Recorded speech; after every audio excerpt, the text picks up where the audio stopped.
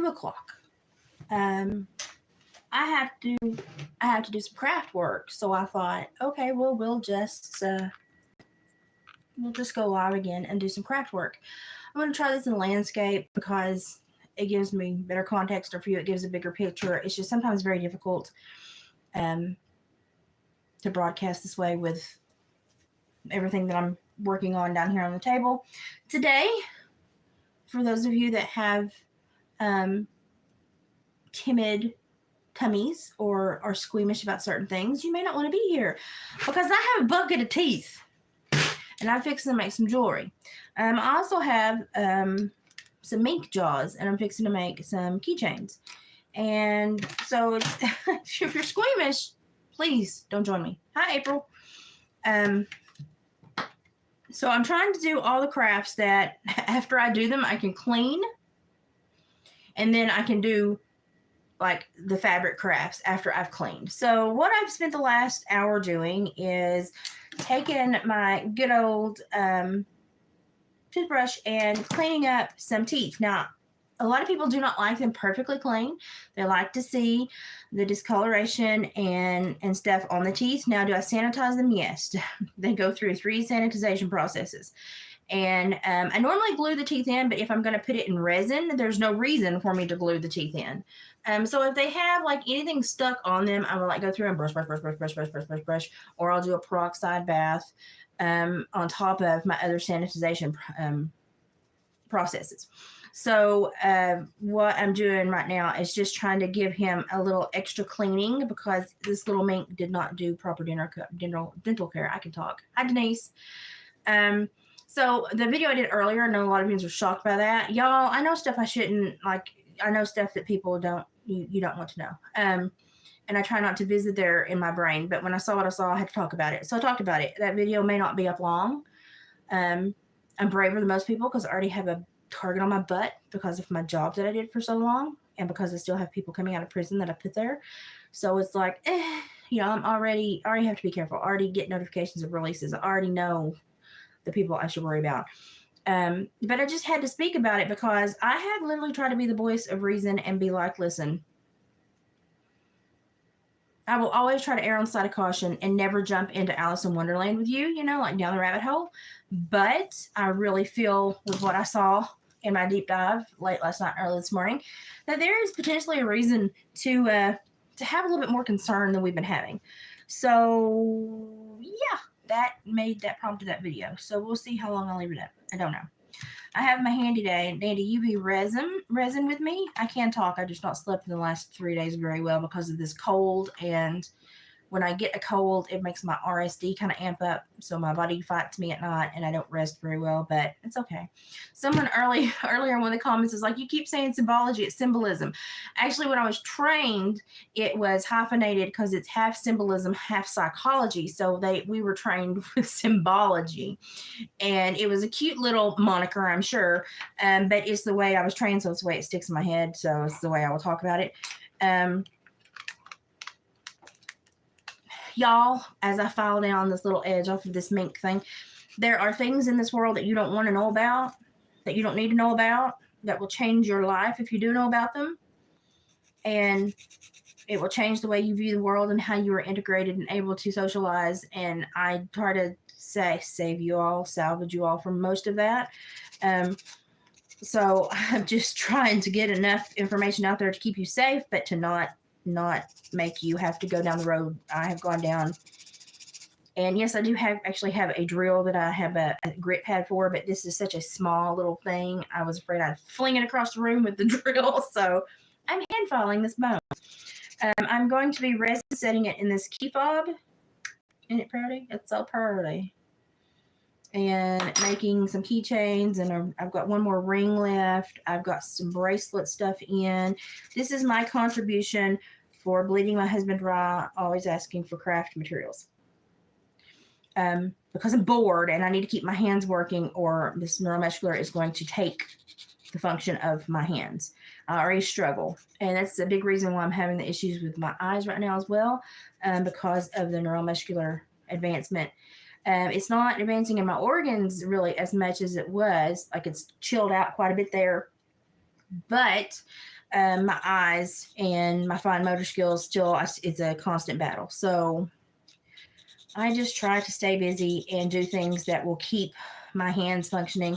But I'm here to tell you, my eyes, yeah, busy hands are good. My eyes are really what's bothering me because my old glasses don't really work anymore. They just make it worse.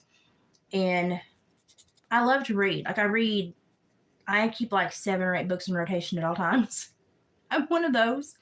My husband hates it. I'm one of those that has a rechargeable light so that I can read at night. So it's like a storm, not it's like a storm night light, but I use it as a reading night light because it's very bright and I can put it directly on the book without keeping my husband awake with a lamp on. And I've not been able to read like I usually read. And that's I think that's why it's harder for me to spot these things. And I've also not been spending as much time on the internet because we've had a lot of life changes lately in the family and I've just been busy. So yeah. I can't wait till I get my glasses though. Because I've got like 3 books I've got to finish.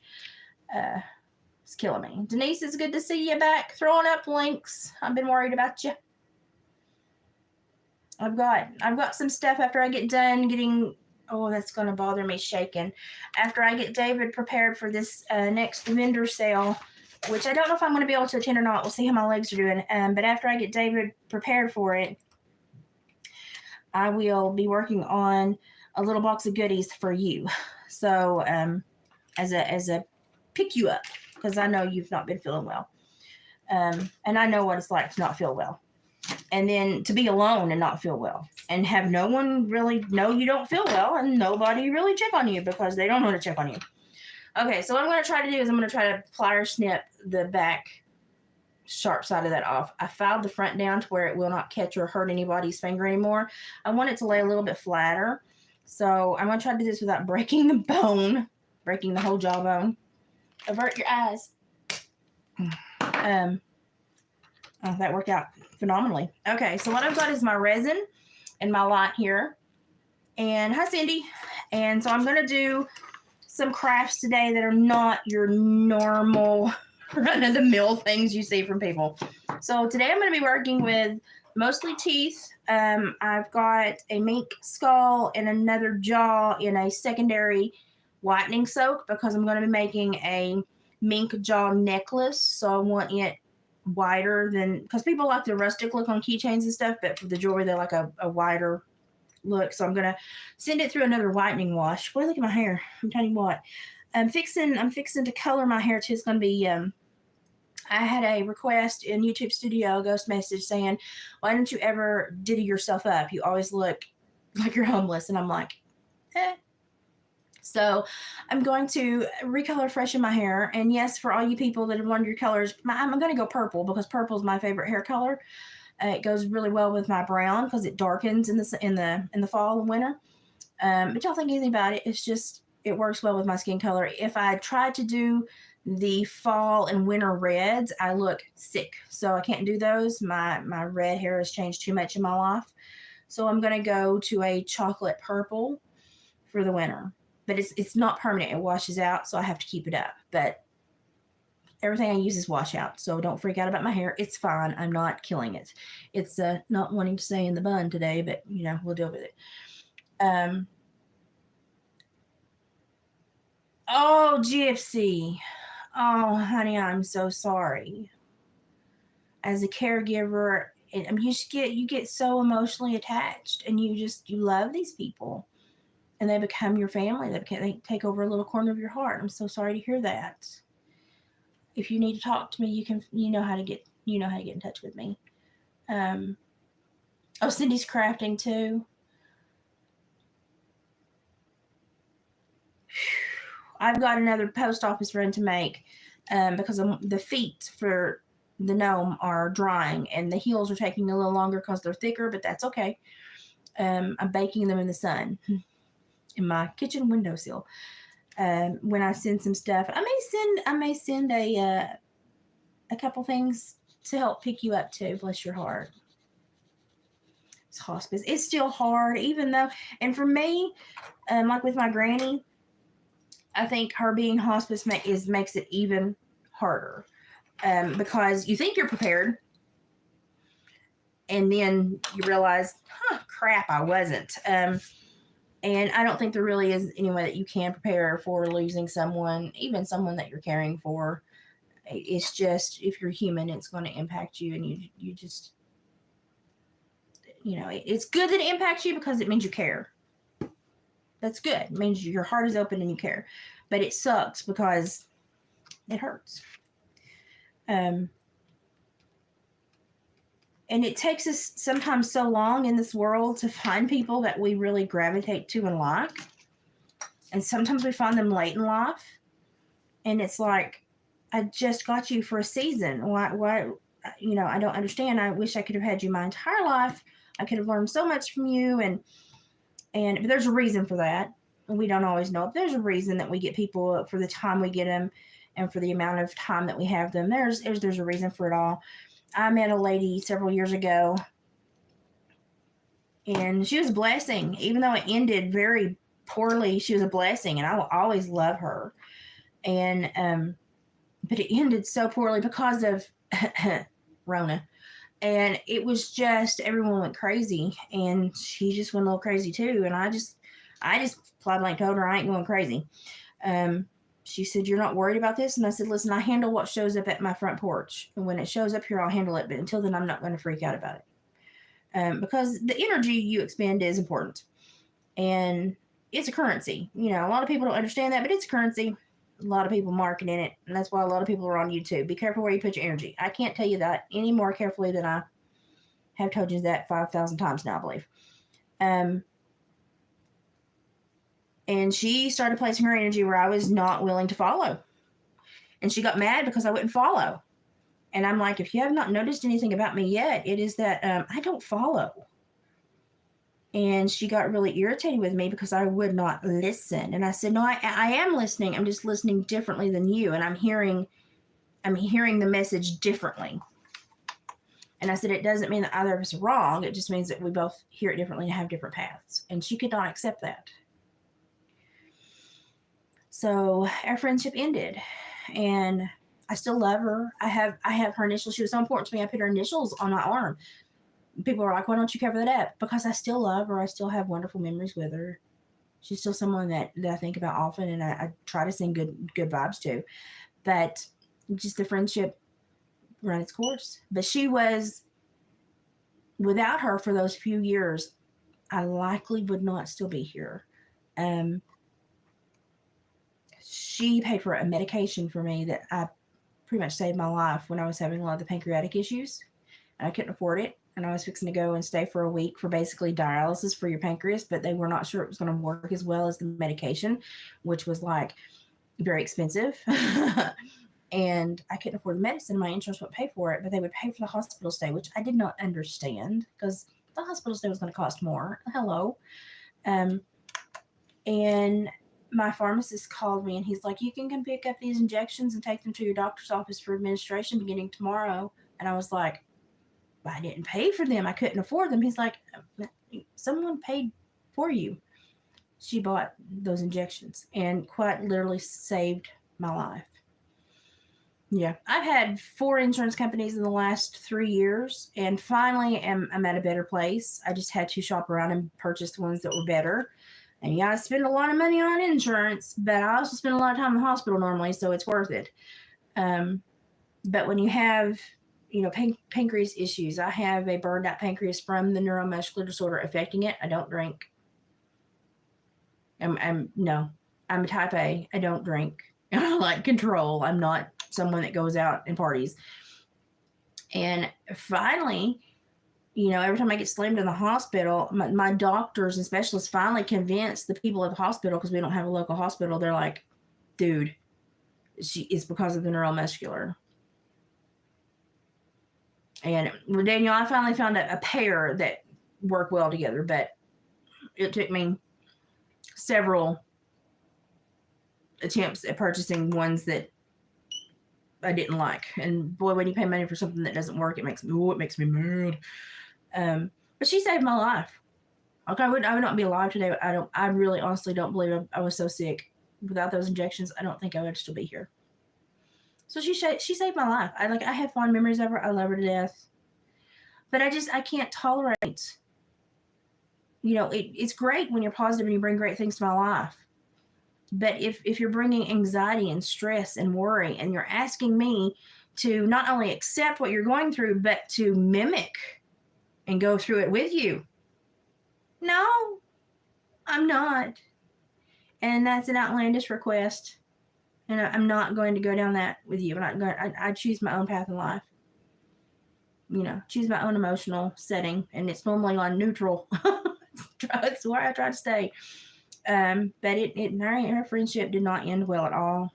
And it makes me sad that it did not end well. But had her for a while. She was a really good friend. She was a great friend for a while. She changed my life a lot. Taught me a lot. Some good, a little bit bad. The ending was not good. And that hurt. It hurt to know that the respect that I thought was there was not there at the depth I thought it was. That hurt. So I grieved her pretty much like I mourned her like as if she had passed away. It hurt. So, but I always try to come on here and be a voice of reason. So if I do a video like I did this morning, then you all know I've seen something that's really, because I don't like to talk about my past career and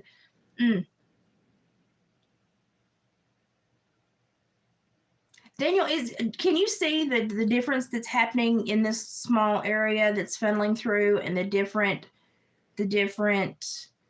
social groups that are starting to funnel through?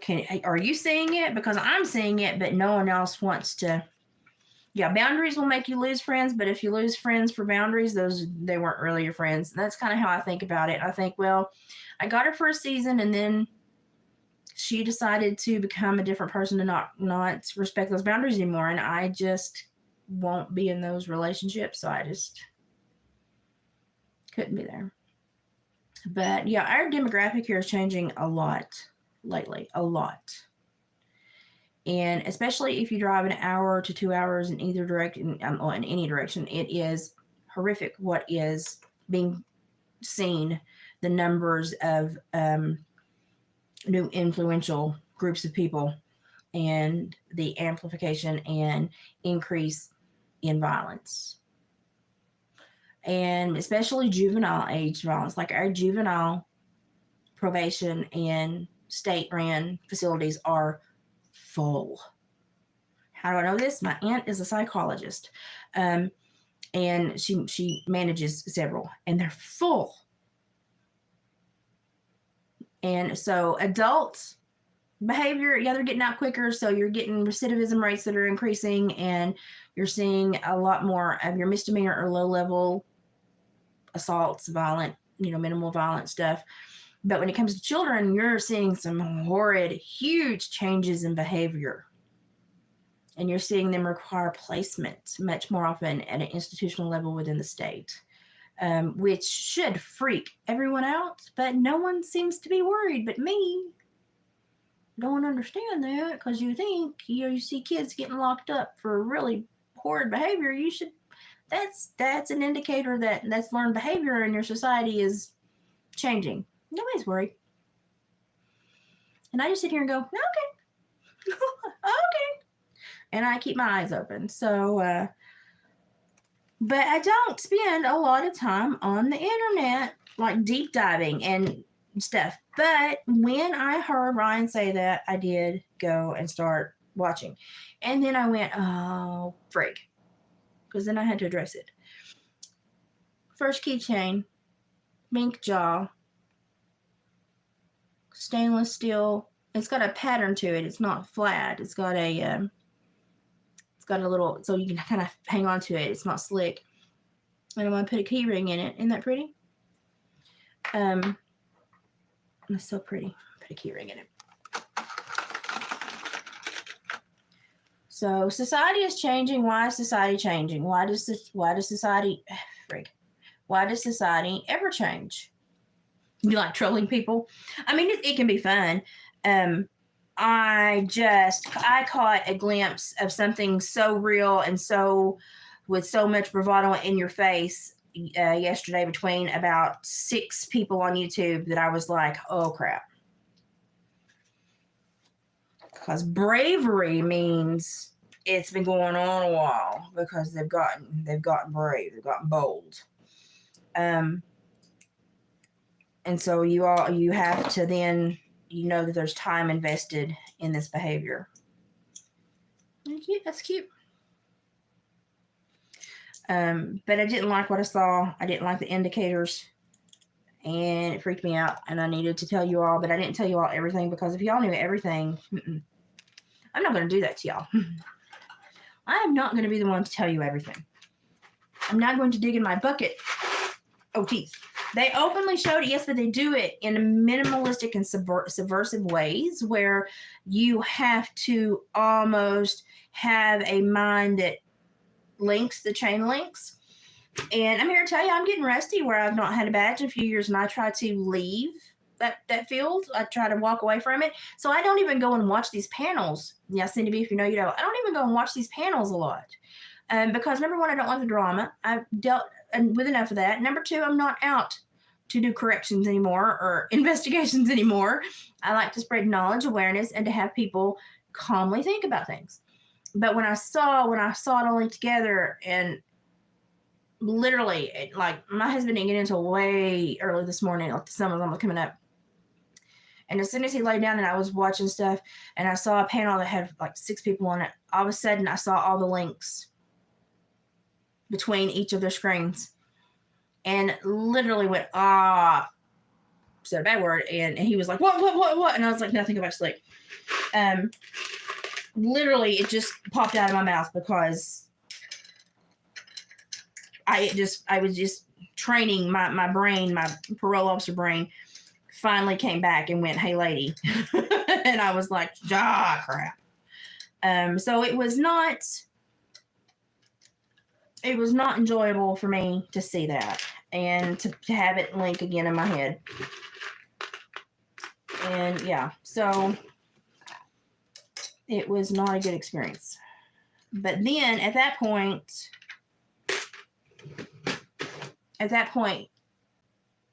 you have to know that somebody else has seen it too. You have to know they're putting it out there. If I can identify it after being out of this field for as many years as I have been out of this field, if I can identify it, then the people that are currently being trained in all the changes, because they manipulate and move and change things ever so often to keep people confused. If I can still identify it from being out this long, then certainly there are authorities that have identified it.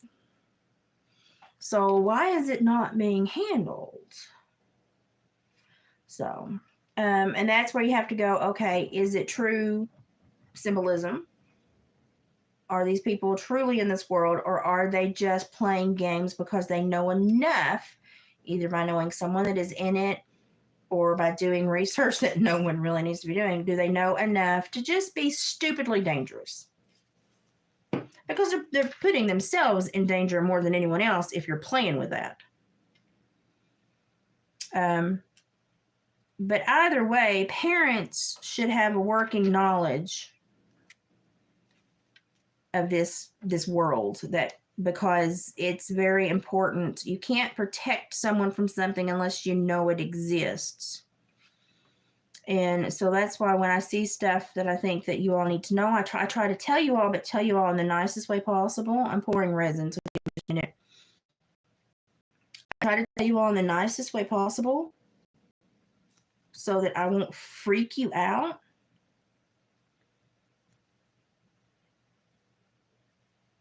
But also so that I won't put you in a compromised position. Because knowledge in certain forms is also danger. And so I have to be careful how much I educate you all, because if I educate you all beyond your capacity to take care of yourself, I have performed a disservice to you, and I have to be super careful. So I try to tell you all enough to make you be aware, but not to put you in a placement to where people are going to then identify that you know too much, which is dangerous for society in many ways. So that is the needle I try to thread every time I speak to y'all about these things. And I don't like talking about them. Yeah, parents need to step up. Yeah, Rachel, when you've been there, even like as hard as I have pulled away from it and tried to detach from it, when you certain training and certain knowledge never leaves you, and it will come back in a flash because you're trained and shown things as law enforcement that no one else would ever think that you would have to look at and see. And just the pictures I've been trained with for meth lab safety are horrific enough, but then to go into the other issues, because I did supervise sex offenders, you just, the things you learn and the things you have to see to be trained. You're putting dried herbs into jars. That's good. My goldenrod is fixing to bloom. Some of it's trying to right now, but it's not heady enough to put up another run. But it's trying to, and I'm fixing to. I netted a couple of sunflower heads because I'm letting the birds take most of them. Just to be honest, that's why I plant and keep a lot of flowers for the birds and bees and stuff. But I've netted a few so I can keep my seeds. Because I had some like 14, 15 foot tall sunflowers this year. I was very proud of myself. So I've got, if I feel like it, I've got some stuff I need to put up very soon. But I really hope that I'll have this next one done in just a minute. I really hope that Ron, I mean, I know he has security, but I really hope they're well trained, because I think it goes way deeper than just than one or the other. I think it's a blanket cover up, and I think it's I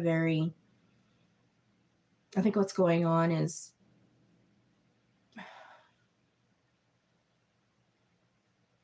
I think they're playing the blame game with the cover up of the symbols, and what's going on is much darker.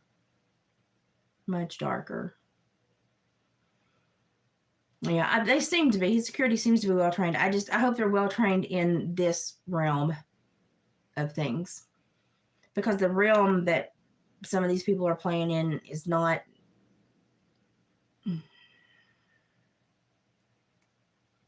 I mean, most of y'all would not believe if I told you what I think this possibly is. Most of you would not believe me. And I would, 20 years ago, would have laughed at myself. But after going through what I've been through with my careers and seeing the reality, there are things on this earth that you don't want to know happens. People are capable of very horrible things if they are open to negativity in a certain way.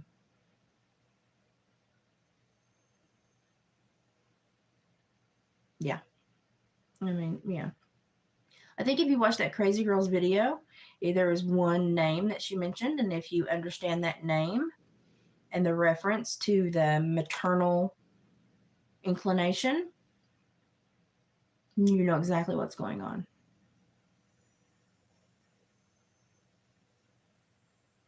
Yeah, and sometimes I think that I mean, I adore Ron. Like, I adore him. I'm proud of him. I'm proud he's from Tennessee. I'm proud of the way his mind clicks. I'm proud of the questions he asks, even though sometimes he asks them in a way that I would not have asked them. I'm still proud that he's asking these questions and he's brave enough to ask these questions. Sometimes I wish he had a little bit more finesse and he had a little bit more patience. But that's just my bias, because I like patience and I like to make sure I know information before I act on it. And he is more spontaneous than I am, which is good in some regards, but it's also very dangerous in other regards. So I worry about him a lot, not because he's famous, not because he's a human being and he's got a very big heart. He's got a very huge open mind and huge open heart, and it is a Gemini thing. Ryan and I share the same birthday. I understand the Gemini thing very well. Yeah, the last one, he maintained his emotional control much better. But the thing is the more he interacts with this source, if it is what I think it is, and the more he allows his emotions to get out of whack, the easier he will be to access mentally, emotionally. And so I just want him to be careful, because a lot of people don't.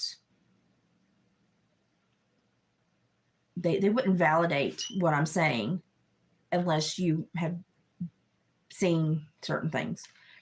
And unfortunately, I have. Unfortunately, I have. So I just want him to be careful. And I think he has that wisdom a little bit, at least, because I know his mom does. I've heard her say things that I'm like, okay, she knows more than most people. That's great, you know.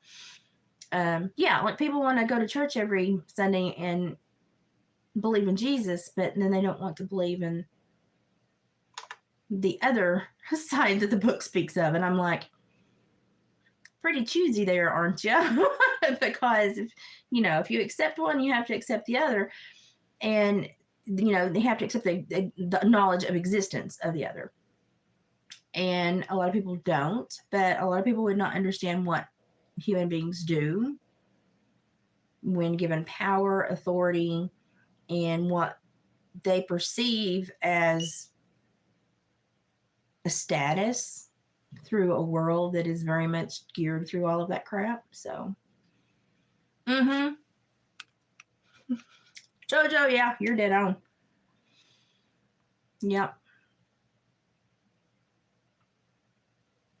Music, there are a lot of deceptive people in the church just because they want to discredit the church. And I believe that in this day and time, we're in the end time, which if you read your Bibles in the end time, then the Bible even openly says that most people that go to church in the end time are also the deceivers.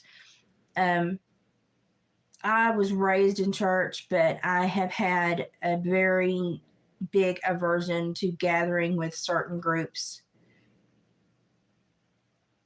in certain buildings for several years now. And it hasn't hurt my relationship with the Lord, but it's because I work at that relationship.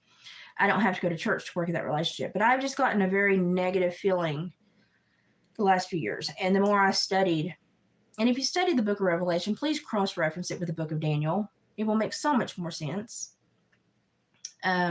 Yes, people don't understand that there are things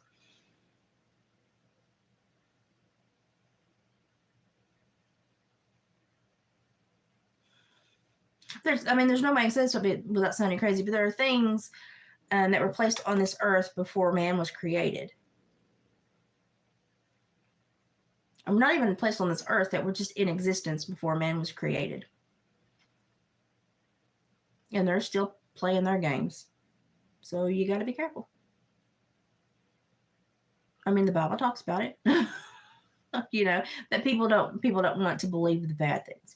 We want to keep that all fluffy and glitter and unicorn farts. But you have to talk about it all. Like I'm like, we have to talk about it all. Yeah, the world is very much in a spiritual battle right now. Absolutely. I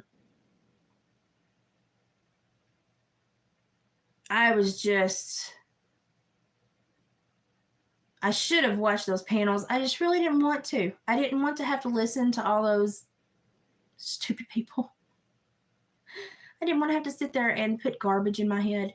I didn't want to have to waste my time and energy, which is very limited these days, on stupidity.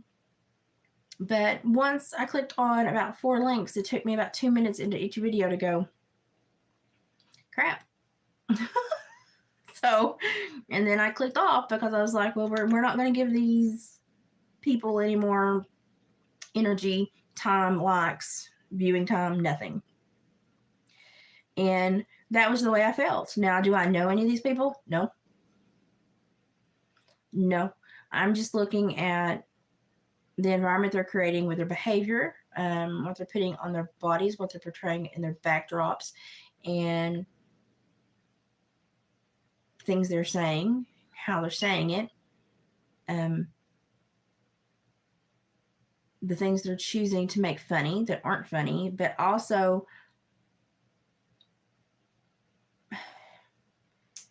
you could watch the panels and know who had what job. And once I saw a certain few together, that's what clicked. As soon as I saw the symbolism and the psychology of their behavior meshed together, coordinated together as they were speaking, and how well rehearsed they were, I was like, oh no. And I immediately knew what they were up to and probably who had what job. And that was bad. That was bad. I don't, I don't like to talk about these things, because the more you talk about it, the more power you give it. But also, you have to educate people. So,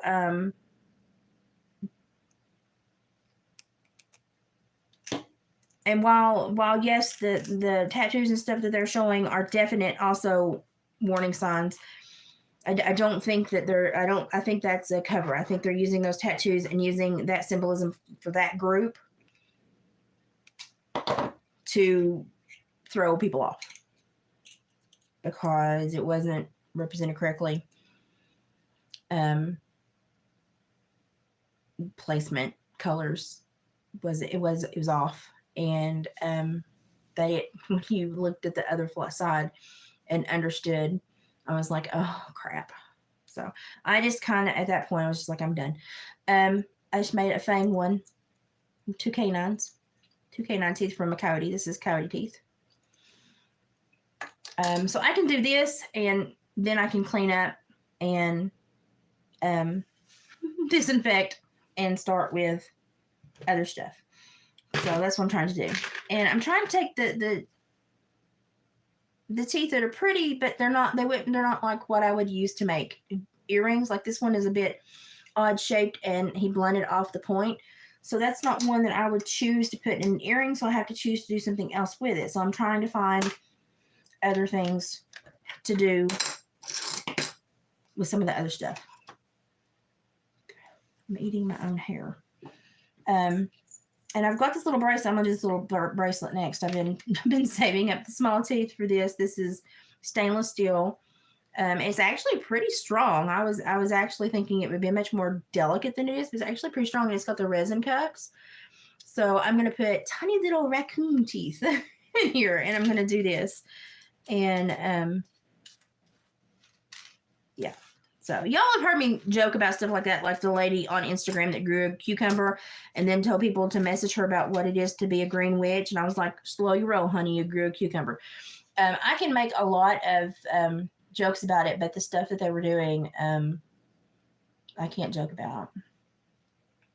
Annette, your grandparents thought rock and roll was evil. Well, and some songs do have a very, if you look at the wording, and if you were to cross-reference that with certain chants and things and rituals, you would be like, well, I'm not ever listening to that song again, So that's why I normally go to more positive stuff that creates a more positive mental image, or is very expressive about a specific way of life that is close to how I live, or expresses thoughts that combat those things. That's music that I really like.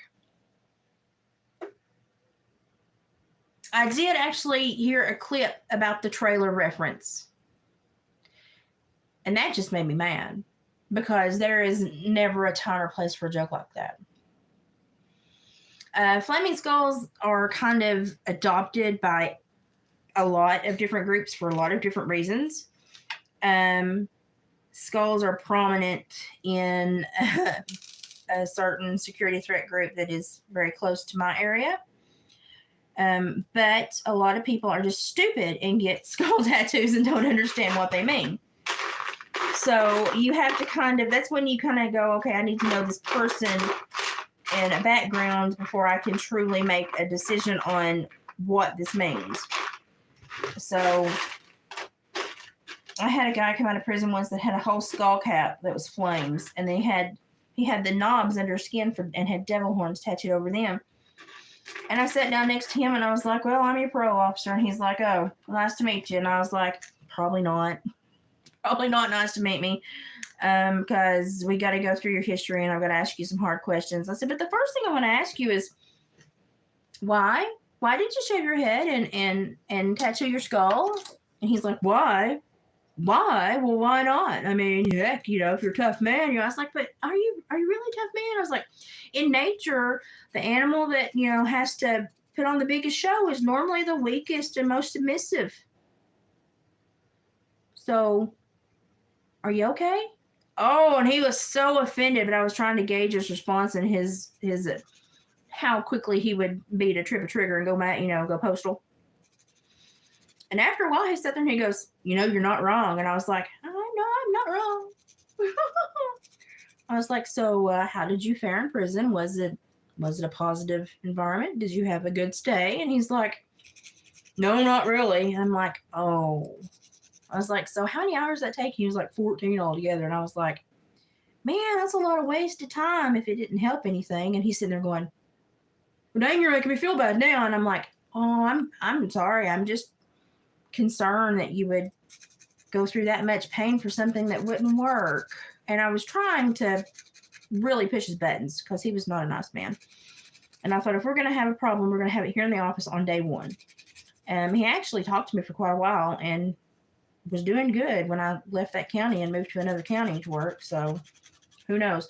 But he had a complete skull cap of nothing but flames and then little devil horns with the little body modifier things under his skin. And I was like, how loud do you have to scream? I'm a beta male. Leave me alone. I mean,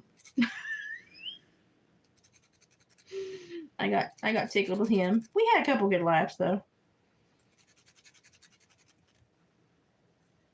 I'm not easily,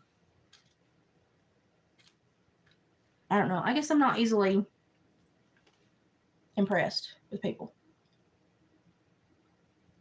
Daniel, keep that innocence. It's honestly, it's not. Some of them are not things you will catch unless you are well trained. And even as well trained as I was, I haven't had a badge in 5 years, and my brain was completely willing to overlook it. So even as well trained as I was, my brain was still on vacation.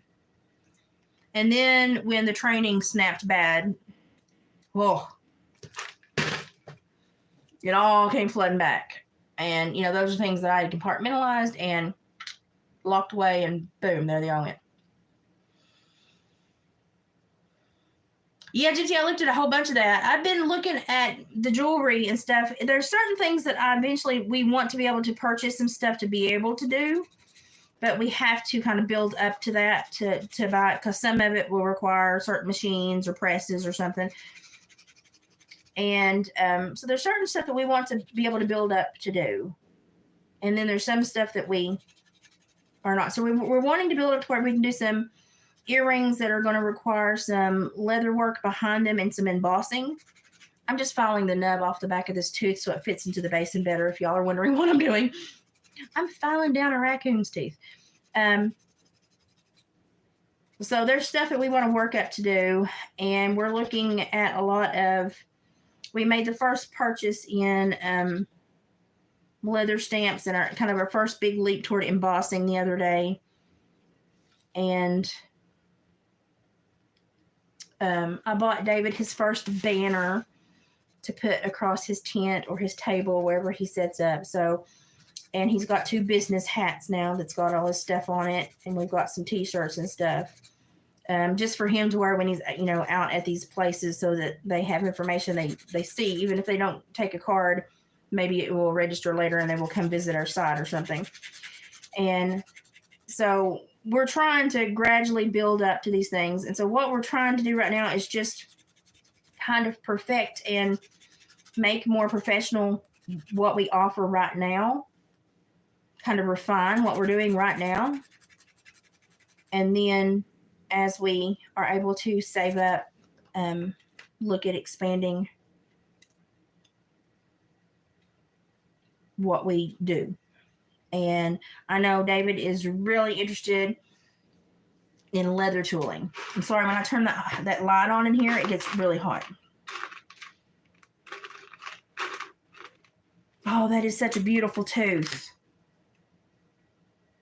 Now, I'm sorry, but that is if I could show you the edge, that is I hate this camera. That is a beautiful tooth. It's got a beautiful cap on it. Look at that. All that personality.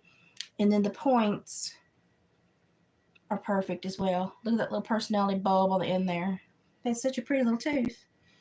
That would be one I would pick for a small earring on just a stud. I mean, I've got a bucket of teeth here. How did I get a bucket of teeth? Y'all probably don't want to know. Y'all probably don't want to know.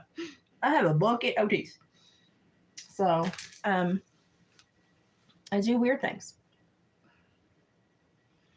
Worship, music, vibration, energy, words. Yes, yes, yes.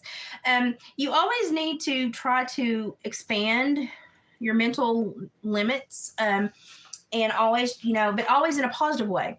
So never be the smartest person in the room, but also never think that, you don't need to learn more, or you can't learn a new thing, or you can't expound information in another avenue, or, oh, I don't need to know about that. Never have that idea about anything, because if you have that idea, it probably means you do need to know about it. And so I tell lots and lots and lots of people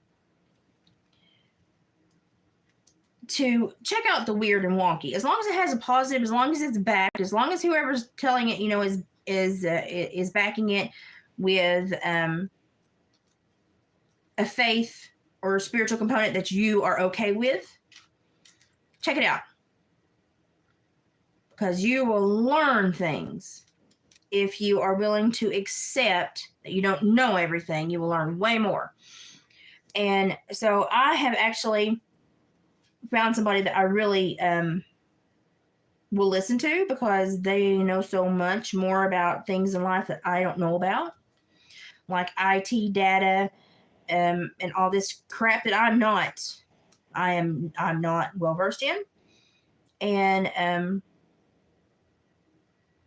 I view them on Odyssey, and probably I need to share a video so that you all can also go watch some stuff. And oddly enough, they also are an Upchurch fan.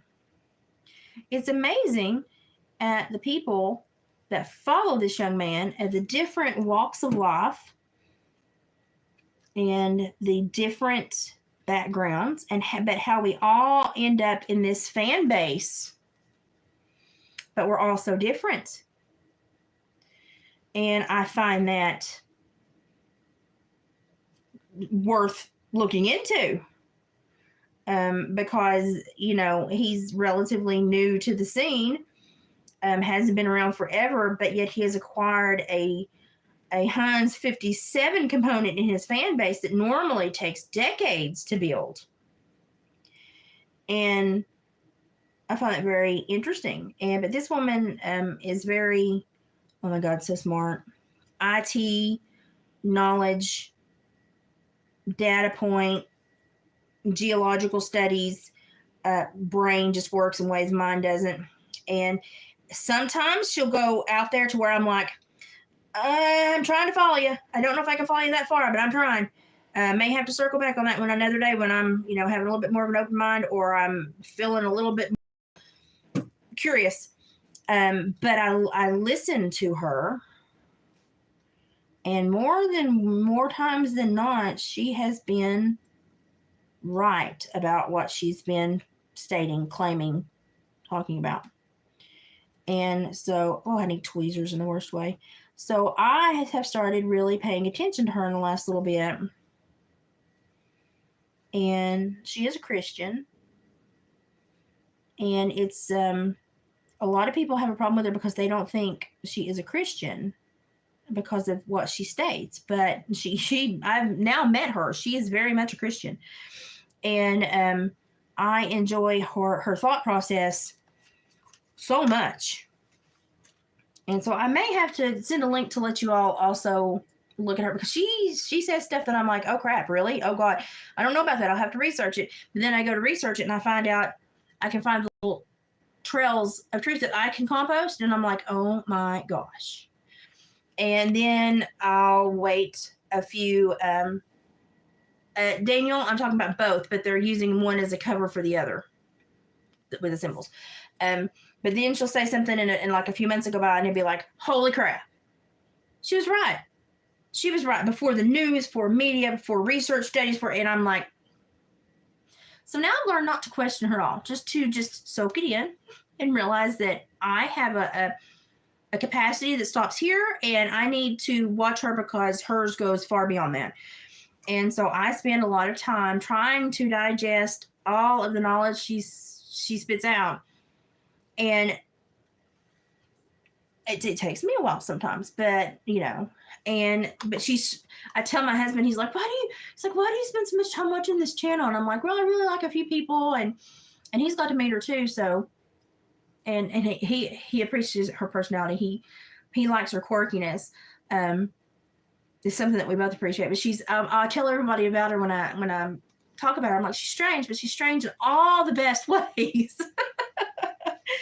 And I've learned to listen to her, even though it seems so off base from what I would normally be watching. I've learned that knowledge can come from some unlikely sources sometimes, and sometimes the knowledge that I need to hear is not always provided in the way I want to hear it. It's the way I need to hear it. And sometimes I have to spend time making sure I can compost knowledge. Rather than waiting for it to be said in the way that I can understand, I have to sit down and dig to compost knowledge. So she makes me work too, which I appreciate. But she's just, her mind clicks. And she had actually sent me a small gift to get to Patty, Miss Patty. And so finally I got the information I needed to get that going.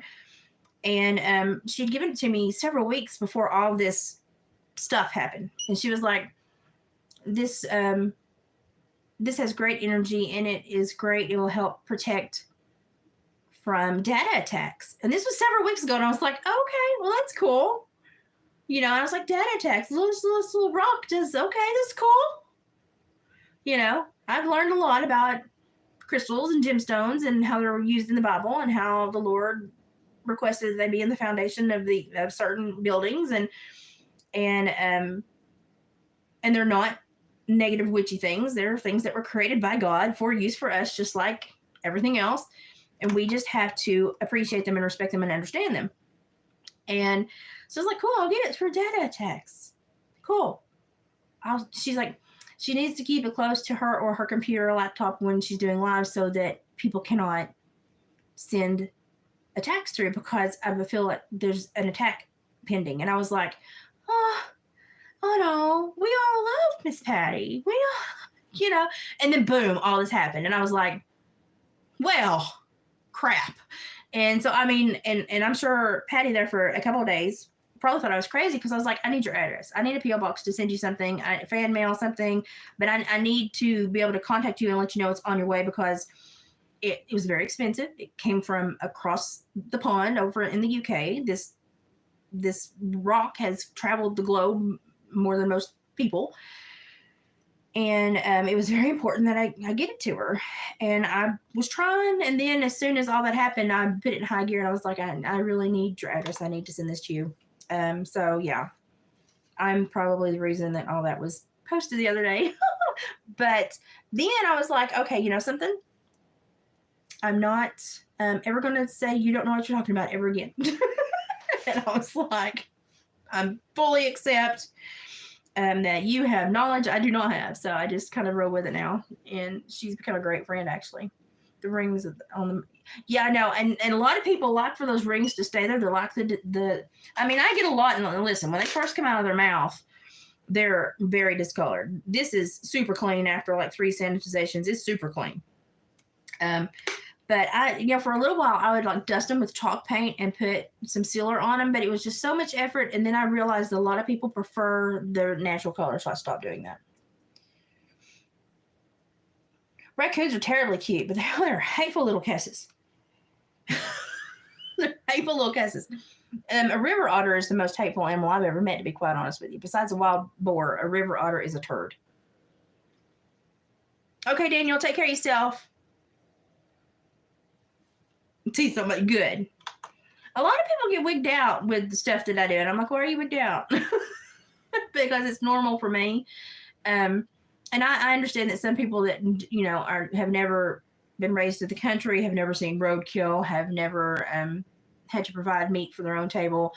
I understand that those people don't process this that well, and so I always try to give a soft warning. But for me, with my background, my native background, and then just being raised in Appalachia, I have respect for all animals. And if that animal, even if it's roadkill and I find it and it's fresh and I'm like, that's money on the road, that's a hide and stuff that I can turn into crafts. And that's for my husband, he can make that money. And even if it's roadkill, even if it's not one that my husband worked to snare or trap or outwit or outsmart, I still respect that animal and I handle them with dignity. And most of my taxidermy, well, they all have names. I talk to them like I talk to my plants. But I don't want to waste any part of that animal because I think that's disrespectful. I think if that is something that I'm going to use, then to be the most respectful person I can, I need to use all of it and thank it. And how I try to thank them is by making pretty things, using them in positive, energetic ways. And by hopefully finding them homes, people that will also respect them, like that bobtail coyote that I've got now. We got 2 bobtail coyotes this winter, which is so strange. Bobtail coyotes are so random and weird. So it's so strange to find a bobtail, especially one that looks like it was bobtail since birth. It's just strange. I've had so many people like that bobtail coyote, but nobody's purchased it yet. Now, we had the other one. The first one did finally sell, and the guy that bought it loves it. I knew when someone bought him, they would love him. But we've got a second one now in the shop that's bobtail, and I've had so many people favorite that bobtail coyote, but they're like, nobody's committed to buy them. And I pass them in the hallway every day, and I'm like, you'll find your home soon. Y'all can think I'm crazy, but I really do appreciate these animals. They help feed my family. They help pay for my medications and my hospital stays. They've helped us pay for that huge, stupid ER bill when David had all those kidney stone issues last year. So, I don't want to disrespect them at all. I'm thankful for them. And I'm an animal lover, but I also have a very realistic view of the world. And Rachel, don't worry about being late to the party. I'm always late to the party. The Etsy, my husband's Etsy store is Hillbilly Heart Decor. And I'm going to put some jewelry and some of these new products in it, but most of them are going to go to his vendor sales. But if you see something that I'm putting together for it and you like it, you can email me. I'm sure Denise has thrown the link at 5,000 times if you want to scroll back through.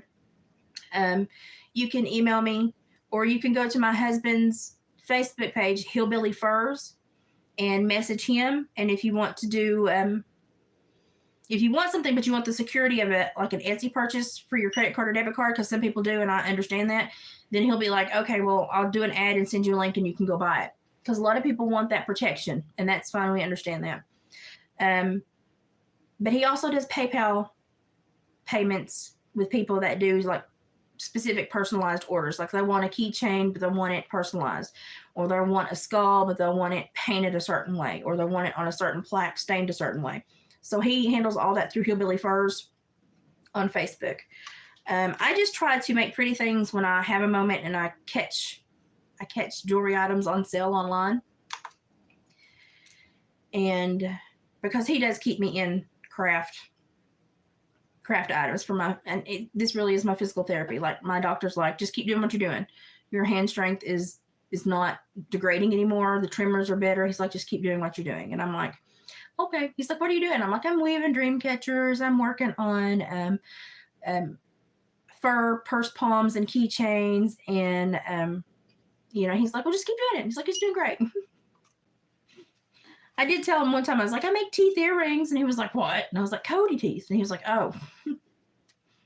I did not tell anyone that I've made my first pair of raccoon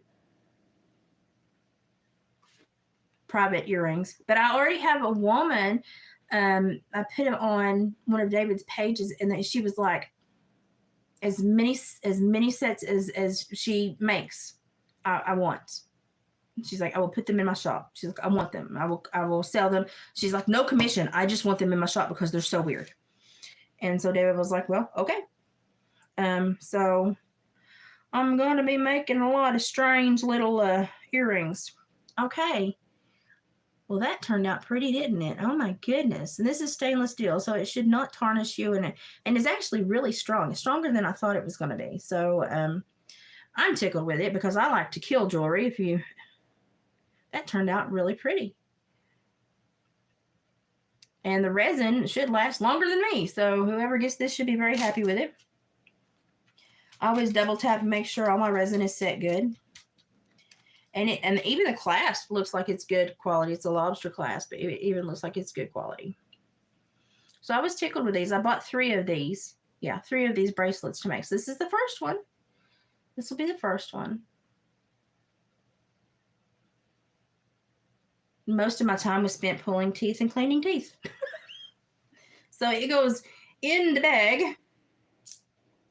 And it's ready to get adopted.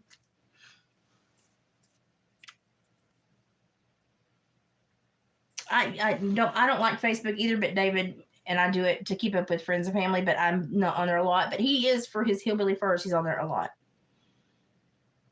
Yeah, tech is way past me. Oh my gosh, tech is beyond me. Thank you for throwing up links. I appreciate you.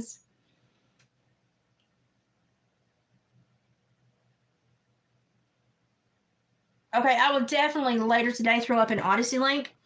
But she's actually did a video geared toward Creek Squad the other day. And I was like, oh. And it was like, oh. And now it even makes more sense because you all know with everything that I've had going on in my world, I've been late to the party. I'm like behind on so much stuff. Now it makes so much sense. I get it now. I've got this evening I'm probably going to be weaving because I've got another order. So I've got 1.5 done. I'm going ahead and start the second one just as far as like building the frame and stuff.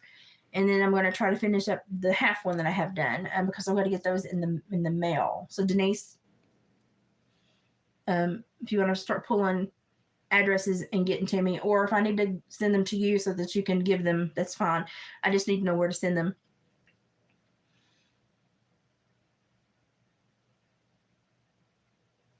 Comparative religion, yeah.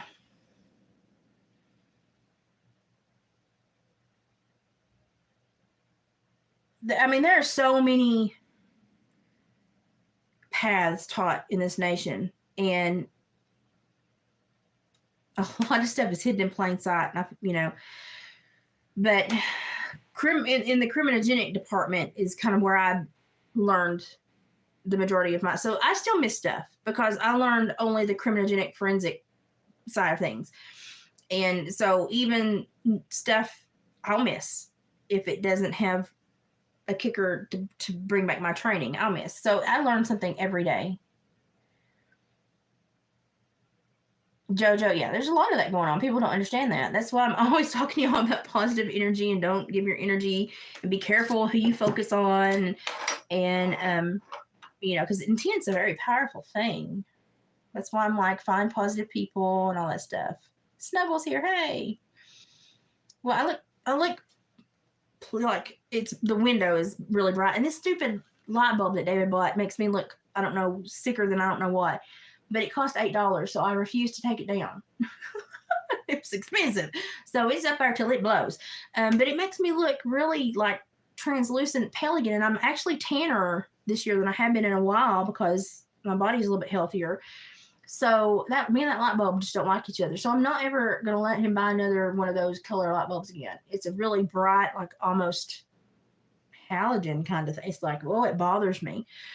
But I'm fixing to dye my hair for fall because I'm losing. It's going darker. It goes darker in the fall, and then my red cast that I'd put in is washing out. I use the washout, and my skin will flare back up for winter, and my hair will darken just at the base where I'm not going gray. And so I always do a darker color during fall and winter.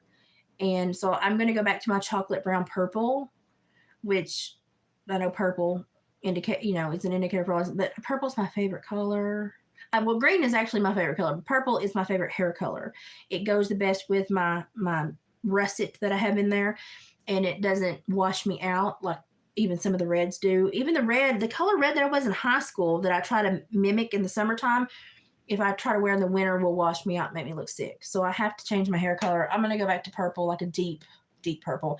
So I've had people message me, like ghost message me, be like, why don't you ever like ditty yourself up and look pretty? And I'm like,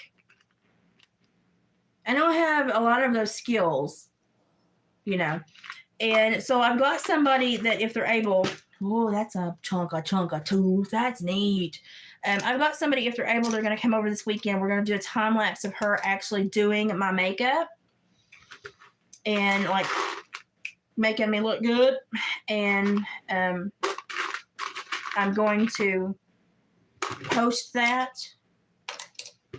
And then I'm going to do my hair and nails because I actually can do hair and nails. So I'm going to do hair and nails. Ooh, that one's even better.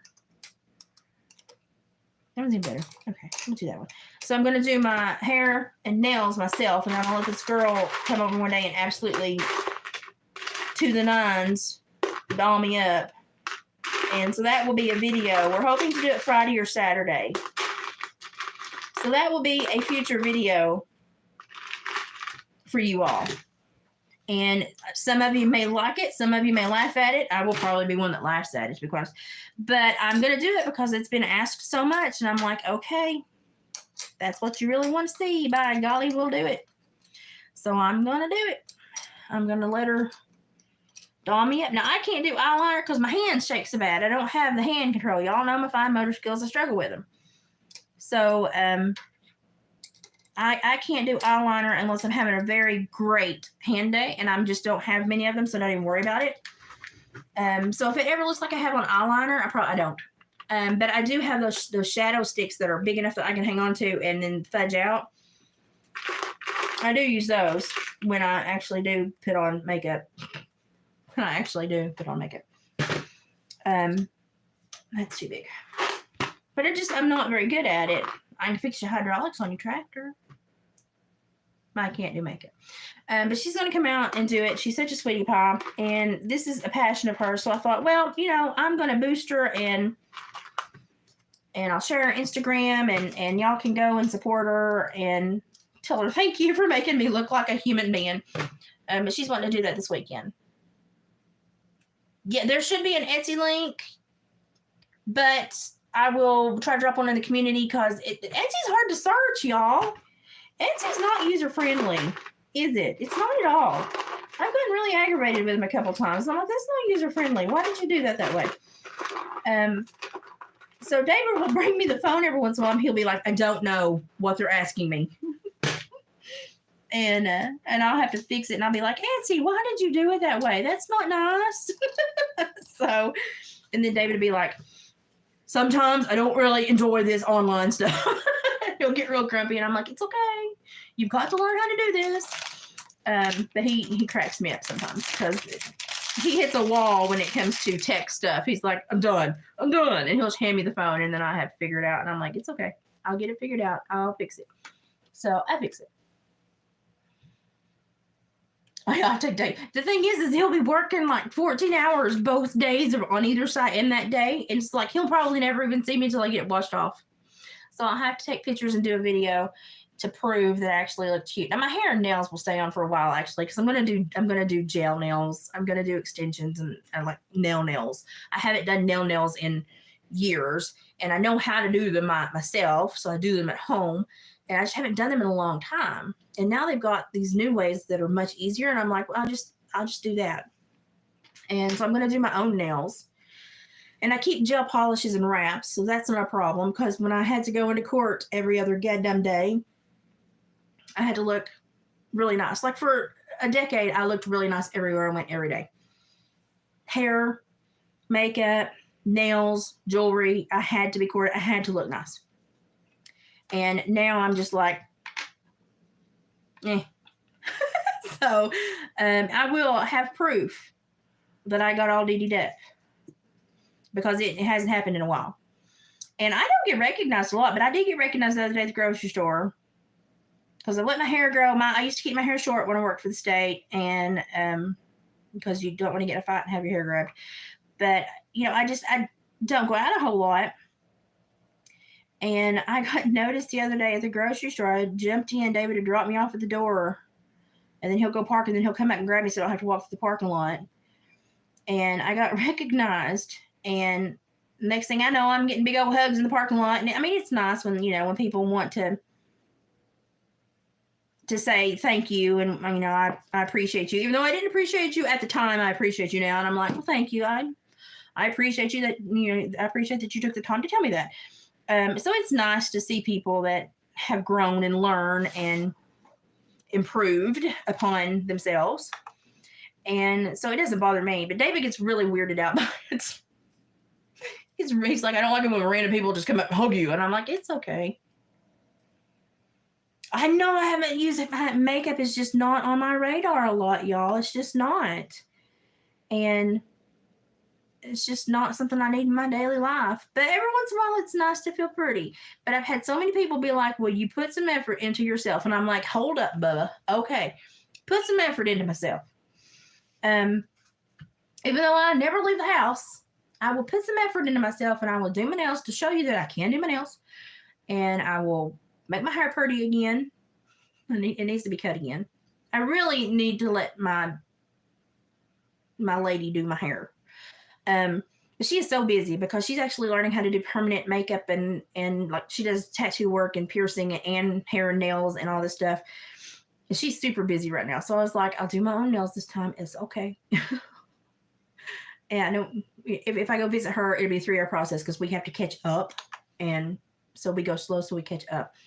But she is so good at hair. But I'm going to do my hair my own self. And then when this washes out, David was like, well, after that washes out, he's like, around the holidays, he's like, you need to go and get your, spin to dance salon and just get yourself diddied up. And I was like, okay, I'll do that. He will let me. I just don't do it. It's, around the holidays, I might do it because I'm going to see more people. But do the summer and spring. I'm in the pool. I'm in the house. I'm in the yard.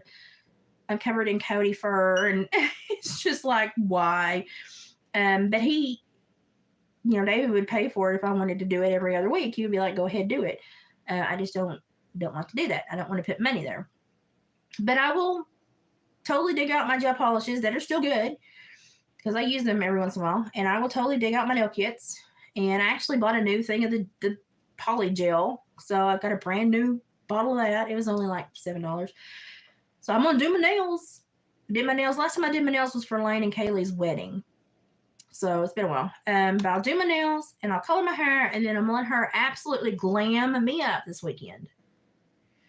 And we'll see what it'll look like. Now, last night I was going to go live, but I didn't because Jonah, my bonus kid, came over and he helped me make 10 fur palms. Now, the most I can make in a night is 3-4 max with my hands. He helped me make 10. And we had a great time. We laughed the whole way through it. And I thought about going live and letting y'all in on the fun, but it's just, I don't get to see him that much. And when I do get to see him, we talk about a lot of stuff just to compost what he's going through.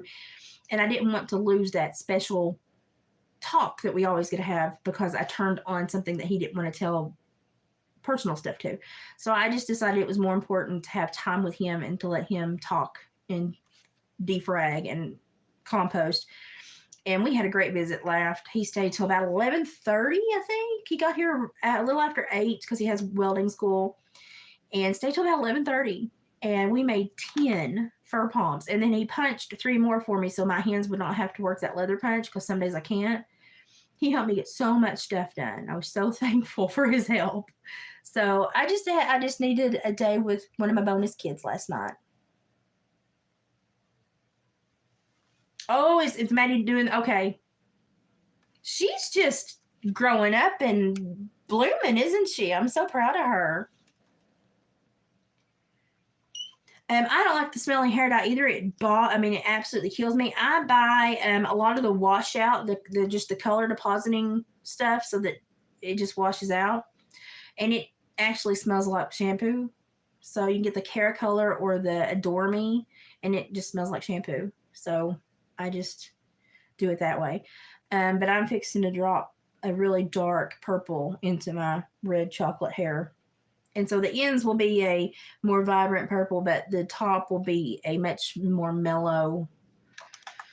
Yeah, it will look, I like it. I don't mind rocking weird hair colors. David's like, it's on your head. You have to deal with it. I don't care. He doesn't care. I could shave my head and the man would still follow me around and love me. It boggles my mind. He doesn't care. So I can pretty much do whatever I want, but I'm going to go with normally I just do like the purple peekaboo. So I'll do a layer underneath, and then if my hair moves, you can see a big purple layer. But I'm going to do overall blending color this time. I'm going to deposit all over. And so I've never done it all over deep purple. I've only done the peekaboos before. So we're fixing to find out what that will look like. So I'm going to try to get it done for the weekend. I've just got so much stuff I'm working on.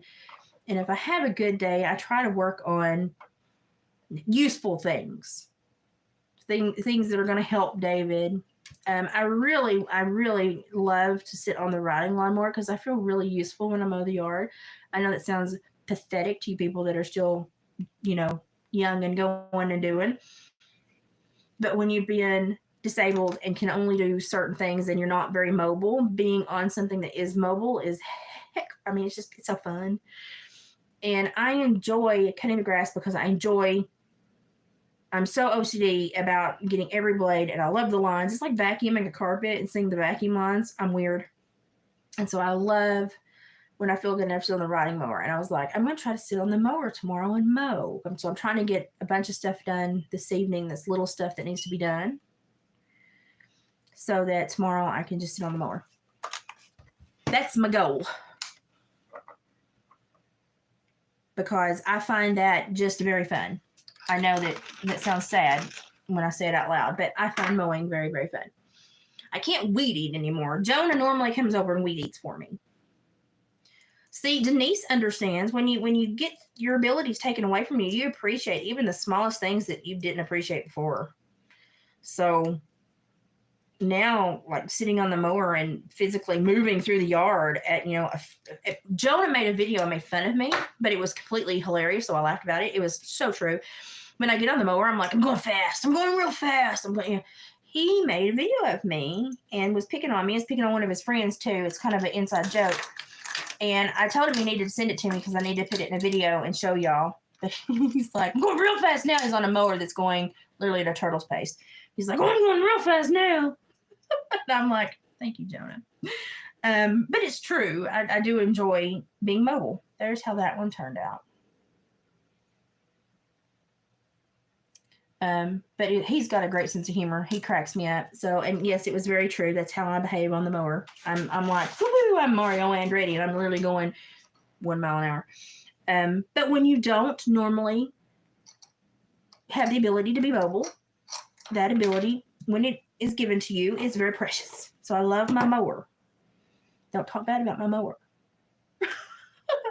I've got 2 more keychains and I'm going to do a ring, and then I'm going to call it quits on the jewelry.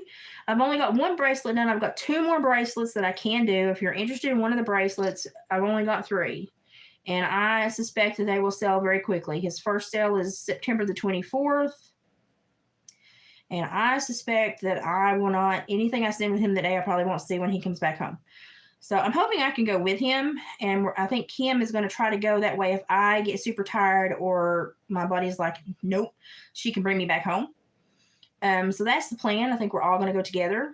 And so that if David needs help putting up the tent, she can help with that. And then if my legs crap out, she can just bring me home. And David can stay and finish off the sale. So I think that's what we're planning for the 24th. And that way I get to go, because I didn't get to go the last one. It wasn't because I didn't feel good. It's because Oscar tried to choke on a hairball and die. He was sick, and I knew he didn't feel good, and I told David, I said, I'm not going to leave him. Something's wrong. And sure enough, as soon as David left, within about 10 minutes, that dog went to choking, and had I not been here, he would have choked, because he's got the old man licking issues that old dogs have now, and he gets hairballs because he's short-muzzled. Oh, the 25th is your birthday. Oh, my gosh, that is my brother's birthday. That's strange. It's pleasant, but strange. This one is just like 35 minutes away at that trail riding facility, so it's not bad. It's like, and so if I need to be brought home, and Kim's just, 7 miles down the road, so it's easy for her to drop me off and just go home. Annette, Oscar's got into licking mode, and so now I give him coconut oil and olive oil, and we're trying to not do the hairball medicine because it can be kind of abrasive on their digestive system. But I swear, when he gets choked, it scares me to death. So I've been keeping his face shaved closer, but he just licks. And so the phrase you hear mostly in my house is no lick, no lick. And he gets so mad at me. But, I'm like, what if I was not here 24/7 to run my finger down your gullet and pull out your hairballs? What would you do then? So he's getting old enough now that And when he got sick the last time, whatever bit him, and we went through all that, it really aged him. And so I'm getting really concerned about him. Yeah, we've done sweet potato. He has got such a flippin' sensitive stomach. And so normally if we tried to do like a sweet potato or get something that will push it on through the other way, he will vomit. And so we've learned to just slick him up. And the coconut oil, and I get the really great organic stuff. Like the dog does not, he eats better and has better stuff than we do. It seems to be working. We've only had one bad coughing spell since I got this new coconut oil. And so the vet's tickled with it for now. But there are days that I will amp it up because I will hear him licking and I know we're going to have problems. This is such a strange thing to talk about on a live stream, but for anybody that has an aged senior short-nosed animal, they have a lot of respiratory issues, and anything that gets in their mouth normally goes straight down the throat because they can't get it out. And so that's what we're having issues with Oscar about right now. And the older he gets, the more he licks everything. So paws, tail, body, he just licks. He'll sit there and lick his bed. So I got him one of those, going from the pillow that he had, I went and got him just one of those orthopedic foam mattresses to go on top of his hammock. He doesn't sleep on the floor. He sleeps on a hammock platform on an orthopedic mattress. I wish I had that life. But it doesn't have any fibers on it that he can get down his pumpkin. Yeah, pumpkin's really good. Now, I can't do chicken and rice. Every time I do chicken and rice and I try to give him chicken and rice, he pukes it back up. So now my little Yorkie that I had for a while could do chicken and rice fine. Oscar cannot. I don't know why. He's got the most sensitive stomach, and the vet's like, nothing's wrong with him. She's like, he just has a weird tummy. And I was like, well, it's irritating the heck out of me. His favorite food is Kibbles and Bits Bistro, to have dry kibble to munch on. But I feed him three times a week. Oh, the old man senior pedigree pouches that have some digestive aids and stuff in them. And we're just trying to not put any chemicals really in him unless we absolutely have to put him on a medicine, because he doesn't always react the best to medication. So we're just keeping a close eye on him. But if he would stop licking, that's all I say is no lick, no lick. Bad dog. And he's like, he doesn't understand. But if I had not been here that day, I would have come home to a dead dog, because it was lodged. He was not going to be able to get out of that himself. So I guess we're lucky I stayed. I've been keeping Oscar pretty short, and he will grow out a little bit during the winter, but I'm going to have to keep him shorter this winter just because of the licking. Just because of the licking.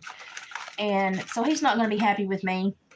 He doesn't mind haircuts, but he's not the most patient little guy.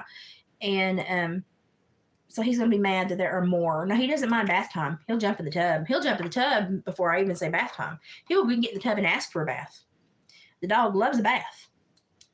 But he does not enjoy salon day at all.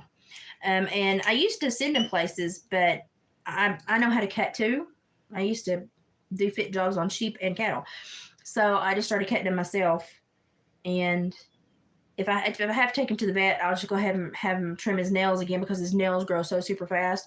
But I basically maintain him at home and pull his ears and clean his ears and do everything. And my vet knows that I was raised on a farm, trailing vets at major farms, and I worked for vets and assisted in surgeries and stuff like that. And so my vet is like really secure in my competency.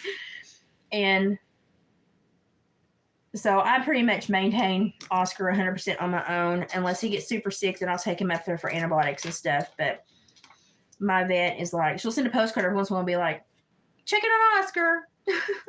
Shot's due in 2 months.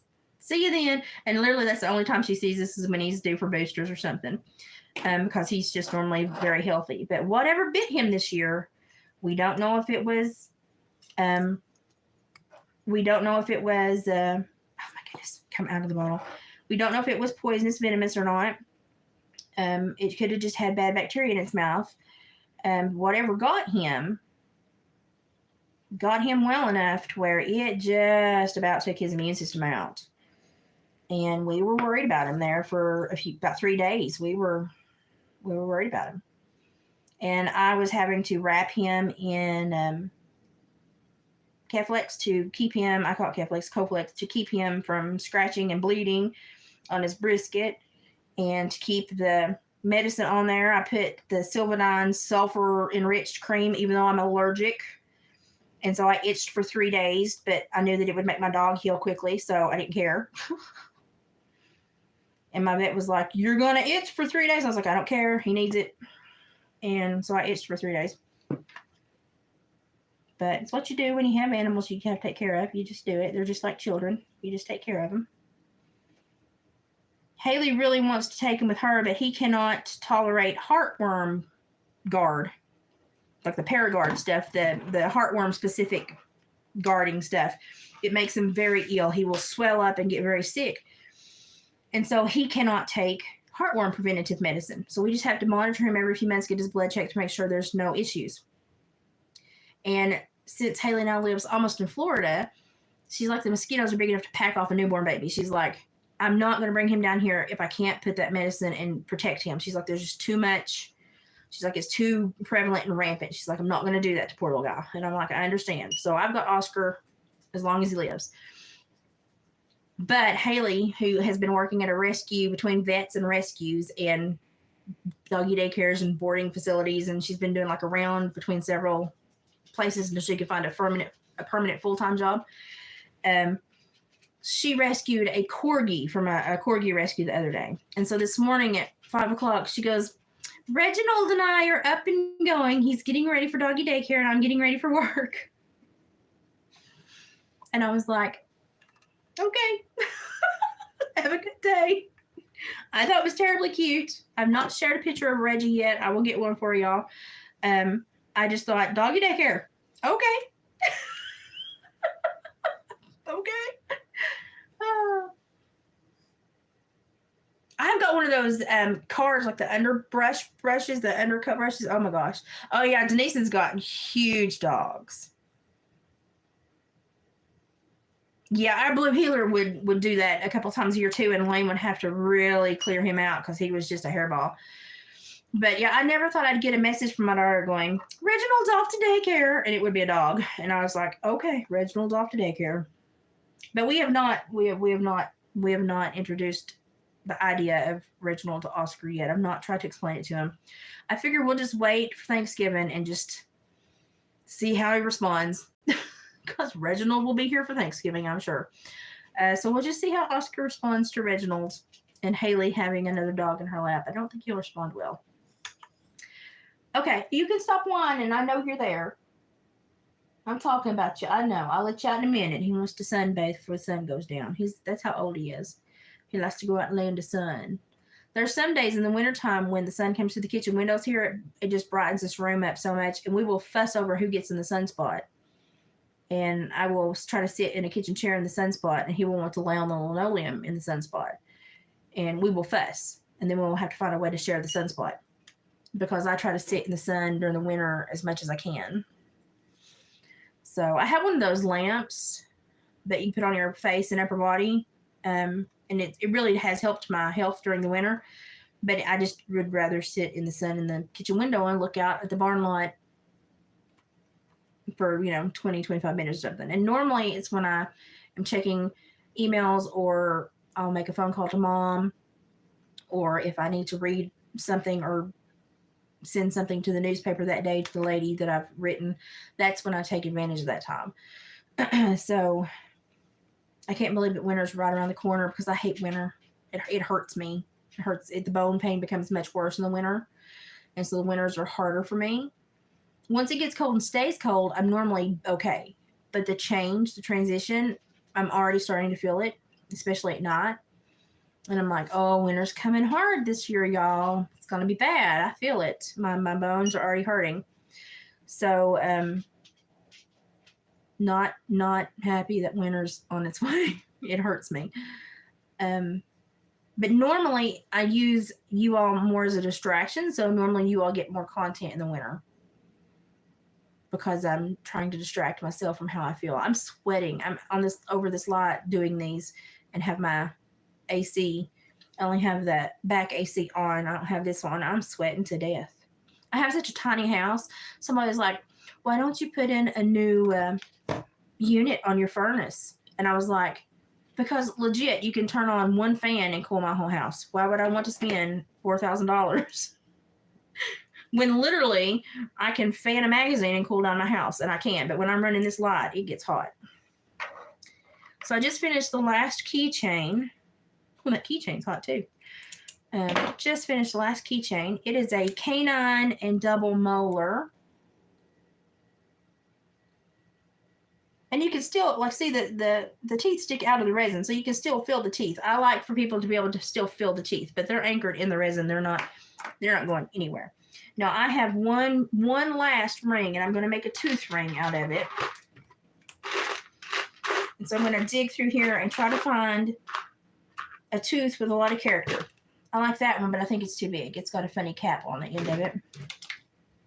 Oh yeah, he's too big.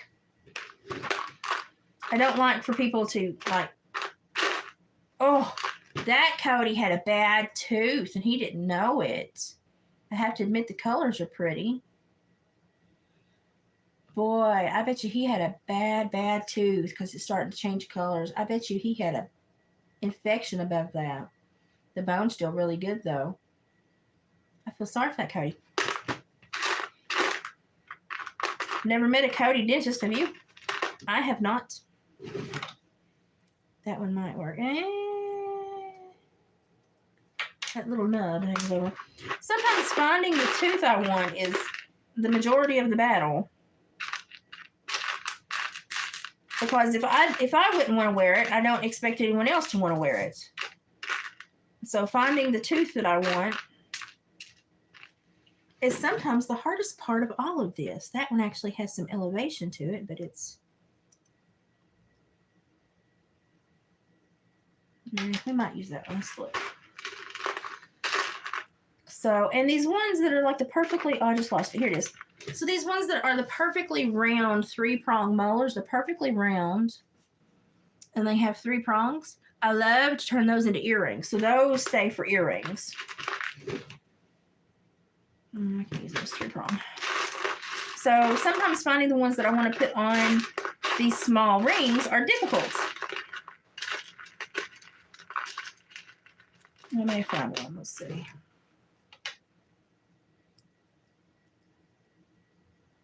Yeah, that's pretty good. Okay, we'll do that one. Okay, now this is more difficult because I have to put it on my finger and pour the resin. And then I'm going to need to buy more resin. As you can see, I'm shaking my bottle. Y'all, I put this back in the box when I get done with it, and then I put it in my dark hallway closet area because I don't want it to harden up, but it's so sensitive to UV that it does anyway. But I've made a lot of stuff with this. I've made like 10 necklaces and I mean a lot. And it's not super expensive. I mean, it's not super cheap, but it's not super expensive.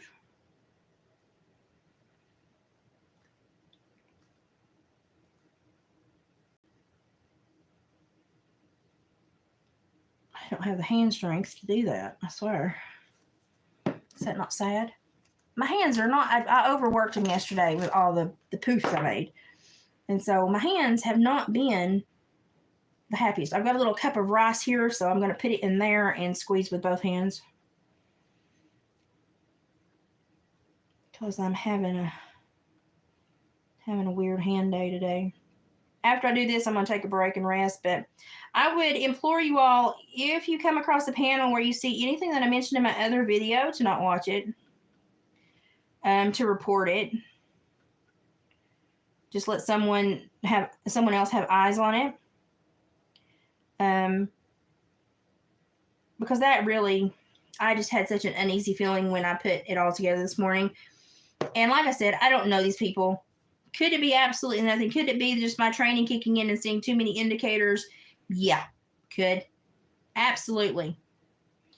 Do I want to err on the side of caution after having the gut feeling I had this morning? No.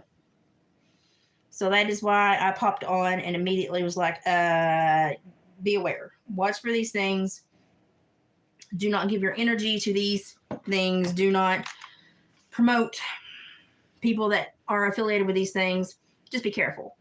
And because the one thing I do know from my career is that the evil in the world is so sneaky that it's right under your nose and you won't know it's there. And they will weasel their way into your life, into your world, into your family before you know it. And you will be in a pickle and not have a clue. And so I always will, like, if I have any kind of education to give you, I will always tell you these things.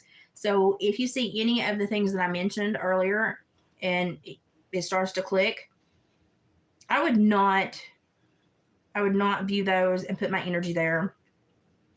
And I would not listen to whatever words they wanted to say, because I would not trust the motivation behind whatever they're, and I know that some of their discussion points got really off kilter the other night and off color and really inappropriate, which in itself is a huge red flag. But most people will overlook that stuff because we've become such a hard-nosed society that good people you will expect perfection from, but bad people you will just walk away and say, oh, well, they're bad. But good people you will say, you don't need to behave like that. You need to do better. Bad people, you just let them walk away and get away with it. You won't say anything to them. Boggles my mind. So we do need to be a society that is more aware, and when we see these things and these indicators, we need to, especially parents, we need to go, oh, and we just need to, not be mean or violent, but just be aware. And when your bristles pop up, pay attention to it, because your sixth sense is part of your body. It's that biofuel thing, that energy, electricity thing that we have that is so boggling to scientists that they don't understand it, but they're trying to find ways to manipulate it. We have to be careful, because your body will tell you if something's wrong. Your sixth sense is built into you. It will tell you when something's wrong, and you will know. You will have a gut feeling, and if you have a gut feeling like that, follow it. And I had several gut feelings this morning, and I'm not saying any person is bad or any person that I saw is absolutely, doing something felonious. I'm just saying I did not get a good vibe, and a lot of the things I saw linked up to things that I was trained to monitor for back in the day. And yeah, I'm slow. My brain's slow these days. I was amazed at how slow it was when it finally clicked. I was embarrassed. But I'll always try to be the voice of reason, as I did yesterday. Try to be the voice of reason. Don't take one thing and jump with it. But when I saw multiple people linked with things that I've been trained, and phrases, words behavior symbols. No. No. It was a hard pass for me. So just be aware of people on the net and the energy that's out there, because it does affect you. People are like, oh, I can watch this horror movie and it won't affect me. No, things affect you. Energy affects you. Seeing certain behaviors will affect you. You don't know what's going to stick in your head or trigger something. And a lot of people that don't take the time to understand human energy don't understand the negative side of it as well. Okay, there's the tooth ring. Oh, look, I have daisies on my fingers today. I have daisy flowers. There's a tooth ring. And they fit like a 8, 9, 10 very easily. You can stretch it up to 11, 12. And you can push it down to like a 6. But these are stainless steel and very sturdy rings with a basin. I like that you have a little bit of size, a little bit of the tooth stands up a little bit, but it's not like a super huge profile ring that you have to worry about. So that turned out really cute. I think the last one I wore on my ring finger. So I like these rings. I actually made Kim one and Haley one and Sabrina one. So they're very cute. The ones that wig me out are the ones that are fake human teeth, and they make them and sell them, and I'm like, so even though I know they're fake, I'm still like, no. So, okay, well, we have made 1, 2, 3, 4, 5 keychains, a 5 basin raccoon tooth bracelet, and a Cody molar ring. And I'm gonna call it quits for a few minutes. I'm gonna go rest. I'm gonna let the sun go down so that my house will cool down, and then I'm going to clean up. I'm going to finish a couple of fur palms, then I'm going to clean up all this and disinfect, because I have some gnome stuff I'm going to make. I'm going to make some door hangers and a couple of little gnomes. I found a bottle gnome video the other day, and I thought, well, duh, that would be so much easier than what I was doing. And so I made one. It went really well. David brought me another piece of fur. Here it is. That I may use as another beard. And so I'm going to make a little one to go and just see how people respond to it. I don't know how they'll respond to it. You never know when you use like authentic things, how people will respond. But I'm going to put all of this away.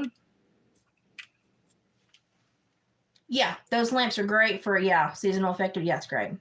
It's in the upper 70s here, but it's still muggy. The flat molars are really pretty. And I try to like use the flatter ones so they have a profile, but it's not like you're going to get your finger stuck on stuff. Human teeth are the same, I know, but they wig me out. I can't cross boundaries. Like I could work in a butcher shop. I could, and I worked in processing. My family had a processing business for years. So I've taken everything apart, animal-wise, that you could take apart. When it transitions to humans, nope. No, I can't do it. Nope, don't want to be part of it. Nope. Like my husband could, like, he used to work for the police force, and like he would like travel and transport people for autopsies and stuff. Didn't bother him at all. Not at all. I'm a hard pass on that. Nope. Animals, taxidermy, I'm cool with that. I'm cool with that. Fine with all that. But nope, I'm hard pass on the people. It's just how I've always been. And I'm weird that way. I know it equates to the same thing, and it's biologically it's the same thing. But it's just like, nope. It's just how I am. I'm weird. If you have super liked anything that you've seen me create for Dave today, you can message him at Hillbilly Furs on Facebook, or you can email me. And if you would like to ask about it purchase before he takes it to a vendor site or puts it online, you may do so. I'm sure he will respond. And if I see it, I'll respond. And he doesn't mind to throw it up on Etsy and let you pay through Etsy if that makes you feel comfortable. He's fine. We understand people like to have that protection We're the same way, so we understand that. We're going to pay taxes on it anyway, so we don't care. But if you like anything you've seen, get with either my email or David's Hillbilly First Messenger and let us know, because this will be put up to go with him next weekend. And then he's got 2 more sales the first and second week in October. And I'm not sure what will be left after that. Whatever is left will go on his Etsy shop, I'm sure. But he's kind of holding off his Etsy shop with a lot of the specialty stuff until after these sales, because these are the items that normally go the quickest when people see them. And he's got enough fur to sell on Etsy forever, but the specialty stuff goes quick. And so he uses them to draw people into the booth at these vendor sales before he puts them online. So if you like something, contact us and do it now. Yeah, I think that Cotty probably wasn't paying with that tooth. Annette, I do those when I make these. I've got those little hypoallergenic posts that I do the really strong jewelry glue that takes 24 hours to cure. But once them little teeth cure on there, buddy, they don't. I tried to break them. I couldn't break them. That's when I was comfortable enough to sell them. We may try you on a pair of those to see how your ears react to them. I may send you a little pair. You've been with me for so long. I really just need to make you a mod, honestly. If you think about that, and if you'd like a wrench, let me know later and we'll do that. You've been with me for a long time. Well, my dad was like, he always thought he would like to work in the funeral industry because he worked in the church and he counseled a lot of people. And we had, like, one of the area morticians was a member of our church. So we were, I guess, closer to it than most people. And my dad always was interested in possibly getting his funeral director license. And my dad's one of those people that can do whatever and it doesn't bother him, it doesn't faze him. And I'm great at, like, the grief and the counseling and being the support system and getting through. I can get through a emergency and handle anything. Now, afterwards, I may go have me a slight breakdown. But during it, I'm great. I'm stoic. I'm John Wayne. We're going to get through it, by God. And I'm good. Afterwards, I may go have a slight breakdown. When everybody else is good, I may go have me a breakdown. But I'll be good. I'll be excellent during it. And that's how I'm built. And so I can handle all of it, but I don't like the after effects sometimes. And I know how that impacts me. And I think it impacts me from trauma of having 2 really close friends pass away in high school. And sadly, working at a place where photographs were not properly put up. I got told to alphabetize the photo drawer, and it had vehicle accidents and everything. And so accidents, car accidents, medical examiners, and I'm really good at compartmentalizing and not really paying attention. I'm really good at that. Like, photos and stuff don't bother me, but it was people, and that hit me at the wrong age, I think. And so I don't like that. Now, I handled a lot for TLC, but it was strangers, people I didn't know, and it was at an emotional distance, and I was good. But in high school, I had 2 very close friends pass away. And I think they just hit me at the wrong time. And that's been the lasting trauma impression on me, is I don't like to deal with that. Now, I'll get you through it. I don't want to deal with it. I'll help you deal with it. I don't want to deal with it. And it's one of my faults, and I need to work on it. I'm great helping other people through it, but when it comes to me dealing with it, I don't cope as well as I should. But by golly, I'll get you through anything. That's the way I've always been. I need to work on it. That's one of my faults. I have many faults. That is one of them. That's one of them. And yeah, it's something I need to work on. But I think that's why I have such a response to it. So thank you, Denise, for throwing up all that information. I appreciate that. Hey, Northern Hillbilly. Well, when you move to Colorado and get situated, you let me know, and we'll send you something to display. You're pretty much family at this point. You don't worry. If you see something you super like, you let me know, and I'll stick it back. But when you get back stateside and you just yell at me, it'll show up on your doorstep. Okay, well, that makes sense because this one is probably one that's going to get more traction. So everybody, if you've not gone to watch Northern Hillbilly, he actually did. He's the first other panel that I've gotten into in the last year, I guess. Known him for quite a while, and great guy, younger guy, but one of the guys that I think is going to help take this nation back in a good place. Good, quiet, calm mindset. And yeah, everybody needs to go support him. He's a really good guy. Yeah, I have way too much empathy. I have way too much empathy in I mean, in just droves. It's not good. And I have to sometimes cut it off. And that's why I say I'm good to a certain point, but when I cut it off, it's like a switch and I'm done. And so I warn people about that because it is a very dramatic shift in my behavior and it will scare the crap out of you if you're physically with me and all of a sudden I'm done. The demeanor change will be like, oh, geez, I'm fixing to get hurt because I'm done. And so people have always found that very strange about me, but I think it is because I'm so empathetic that I pour it all out. And then when I have no more, I'm empty. What do you expect me to do about it? I'm done. And I get really cold really quick. And that was great when I worked for TDOC because I could flip my switch pretty quick and cope with things and not show a lot of emotion and not show a lot of tell. And so it worked really well for me then. And I play stupid a lot. And these little cheeks, this little stupid smile gets me so much information you would not believe. It's so good. And so I play stupid a lot. And it works. So when I'm done, I'm done. But I think that hit me at the wrong time of life, at the wrong circumstances, with the wrong things. And then having to go through it. And then just within 2 years, having to run across photographic evidence that I should never have seen, that if my boss was thinking, would never have asked me to have reorganized that particular photograph bin. It had to be put away, filed, and locked because it was pictures that had to be picked back up by resource entities that needed the photography for insurance reports or court cases or stuff like that. And he probably should not have asked me to have organized that bin. It was like an upright locking bin. And yeah, I came across a few photos that I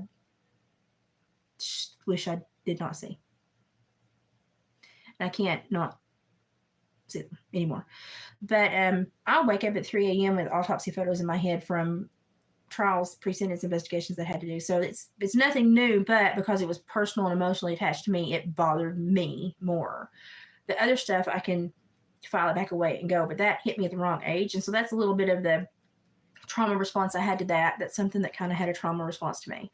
And we all have them. We just don't always identify them or really understand them or even want to acknowledge them because it embarrasses us. But that's one of my trauma. I lost some really close friends at the wrong age, and then was put into a work environment where I was privy to information I at that age should not have had. And yeah, I don't think it did me any good at all. I'll just be completely honest. I don't think it did me any good at all. Yeah, Annette, I'm the same way. I have really good barriers and hedges of protection, but poof. Then you'll end up feeling bad. You're not going to feel bad. You've been a big boost to me, especially on days I don't feel good, and you chat and keep me distracted. You've been yeah. So when you get stateside, you just yell. When you get settled, you yell, and I can almost always talk David into doing a donation to someone who has protected our nation. So don't you worry about that. I got you covered. Well, I've got everything done. I'm going to go and rest for a little bit. I'm going to clean up and then rest for a little bit. And then I'm going to come back and finish all the fur items. So tired of I'm just so tired of the fur palms. I'm going to finish those. And then I'm cleaning my kitchen table and I'm disinfecting everything. You would not believe how much Lysol I go through. And I have a steamer too. I have a steam mop and a steamer. And then I'm going to break out tomorrow or later tonight, probably tomorrow, the gnome crafts, the gnome arts. I made spaghetti last night. the gnome crafts, the gnome arts, and the door hanger gnomes. So that's what I plan on doing later tonight or tomorrow. And when I do those, I'm going to make a video about them because I'm going to show you how to turn $10, $12 at the Dollar Tree into 35, 40 bucks. Because, hey, might as well, right? We have those little tips and knowledge, we should share them. So I'm going to share that knowledge when I do those. It'll be great for you all that have access. I finally went to the Dollar Tree, by the way. Have access to the Dollar Tree to learn these little tips and tricks. And it's something that gnomes always sell. They always sell really quickly. And it's a great little thing to know how to make. And normally, David does not allow me to add like homemade goods to his table. But at the pumpkin festival, he lets me get a little crafty because people kind of look for that stuff. And so I'm going to be sending some gnomes with some real fur beards. And I'm going to see how people respond because I don't know if they'll respond well. You never know. The women normally really like them, but it's how they respond to that being real fur. Normally, the men are cool with it. They think it's awesome. Women are drawn in for the gnome, and then they're like, oh, crap, that's real fur. And some women are tickled with it then, and they think it's even better, and some women are like, nope, can't have it, and they walk away. So I'm going to kind of do a little study with these when he goes to the pumpkin festival and see how people respond, and it will determine how much I make. This will probably be the most expensive keychain because it is a mink jaw, and I'm saving the other mink jaw. I'm whitening it for a necklace. So, oh yeah, any festival that is a harvest festival always has the best crafts. I mean, always has the best crafts. So the pumpkin festival is a very big deal, and it's very expensive. The vendor fee is $100. Not always happy about that, but it's normally a very good day for Dave. So David tries to grow pumpkins. He never, like, he's grown some baking pumpkins, but every time he tries to grow pumpkins for the kids or for size, it never pans out. So I might get a baking pumpkin or two out of the garden, but that's normally about it. Now his dad can grow pumpkins like nobody's business, but David, my husband, cannot grow pumpkins to save his life. So it's just weird. But we have the people that come here because the pumpkin festival is very close to us. So we have people that come here, and I think last year's was 12 or 1,400 pounds, I think, the winner. I'll have to go look now. Yeah. I will also try to remember to throw up those links when I'm resting here for a few minutes. I try to remember to do that as well. So, but I'm going to take a few minutes and break.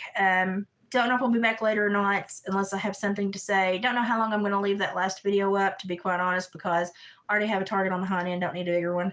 And it might tick a few people off, but I don't really care about ticking a few people off. I just don't want to end up in a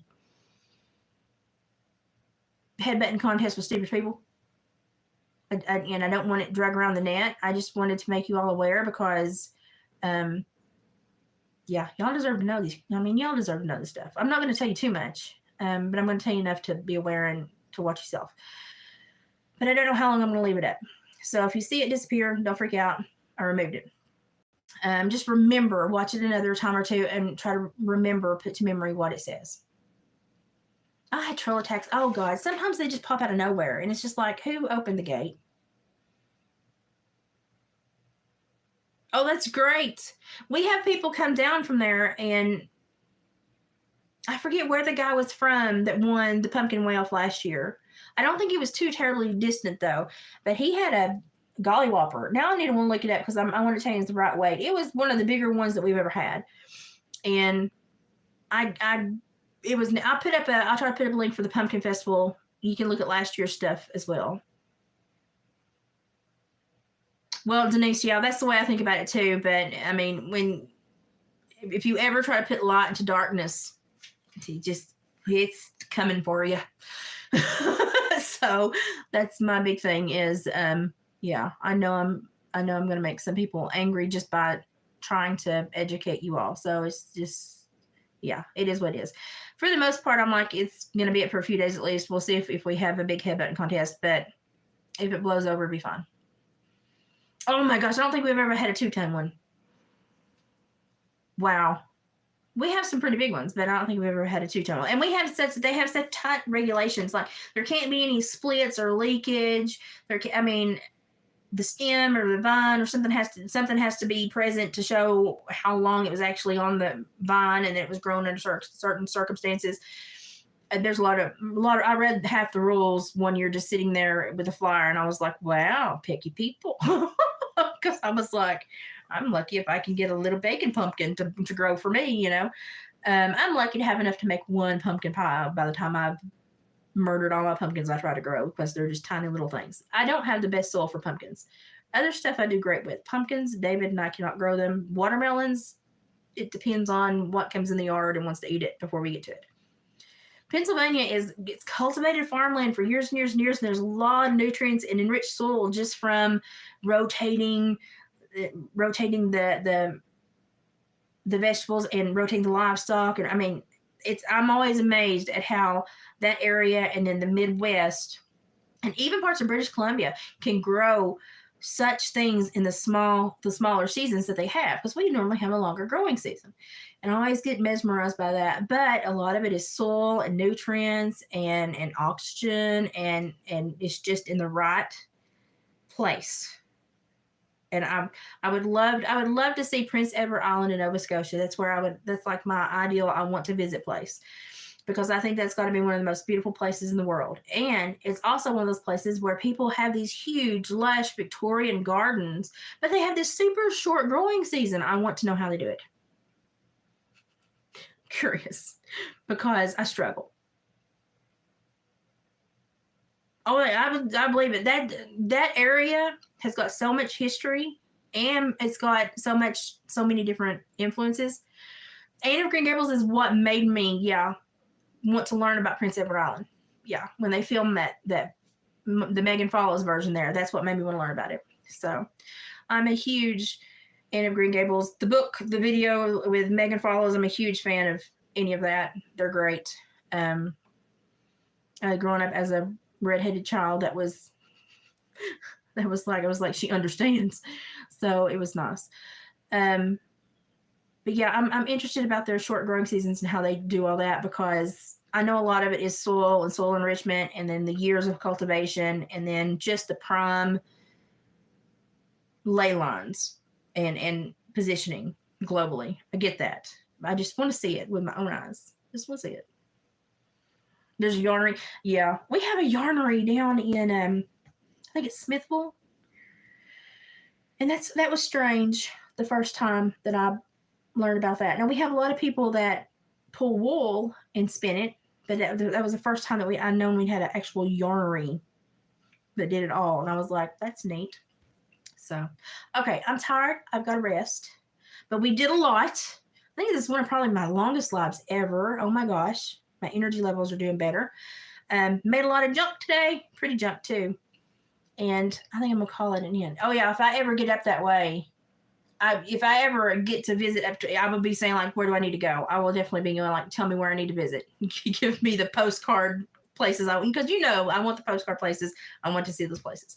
If I ever get to travel again, I've been to Michigan. I've been all up and around. I just normally have very specific trips and have to come back. I'm starting to sit funny because I'm hurting. I start having to do specific trips where I go and I come straight back. I can't like meander because my body cannot handle those. When I travel, I have to get where I'm going and get home. And but I've been like to Michigan and back and up and around. One of my bonus kids wants to take me to New York, but I said, you're going to have to wait till it calms down because right now I don't want to be there. Yeah, I want to see the Hallmark looking places. That's what I want to see. But I've traveled quite a bit. I hadn't until like the last few years, and David thought it was important that I do it because he knew my legs were not going to be with me a whole lot longer in the useful, really useful way. And so I would go to the North American Queen Convention every year, and it would move and bounce around. And then I made friends and I would fly and visit. And so the last decade, I've done quite a bit of traveling, oddly enough. But in the last few years, ain't nobody been anywhere but home. So that's okay too. Last few years, I've needed to be here with my health. But I would like to travel again. Now, will David ever travel with me? No. Won't happen. It won't happen. So anywhere I go, I normally take a friend or I travel to a friend's home. And because David does not travel. David does not leave the hills. David does not leave the mountains. He won't. So I travel alone or I travel with a friend. So now I travel with a friend almost everywhere I go. Kim is like with me all the time. And if I buy a ticket somewhere, I just buy Kim one because she's going with me. She's going with me. Yeah, David is starting to force me to do more day trips. Like when he has to go to the leather shop or he has to drive somewhere to pick something up, he's like, "Go with me, get out of the house, change the scenery." And it's very important because I had not been able to do that in a long time. In the last month, I've been more able to do that. So I'm trying to go more, and I like to go to the leather shop. That's one of my favorite places to go. The people are great. It smells great. It makes me remember when I smelled that leather when I was trail riding and buying saddles and needing to go and get stuff fixed and replaced because me and my horse had been places we shouldn't have been and broken stuff, and it reminds me of the old me. And so I like to go to the leather shop and just kind of inhale the smell and remember all the good memories I have. So I enjoy the leather shop, and it's in the little Amish country, so it's beautiful. And it's like an hour and a half, 2 hour round trip. It's not that bad. So, but our favorite place to go is Townsend, Tennessee. If we could move to Townsend, Tennessee and live there, we would. It's right at the base of Smokies, and it's right where you go to the split to either go to Cherokee, North Carolina, up to Chimney Tops to Cherokee, or you can go to Cades Cove.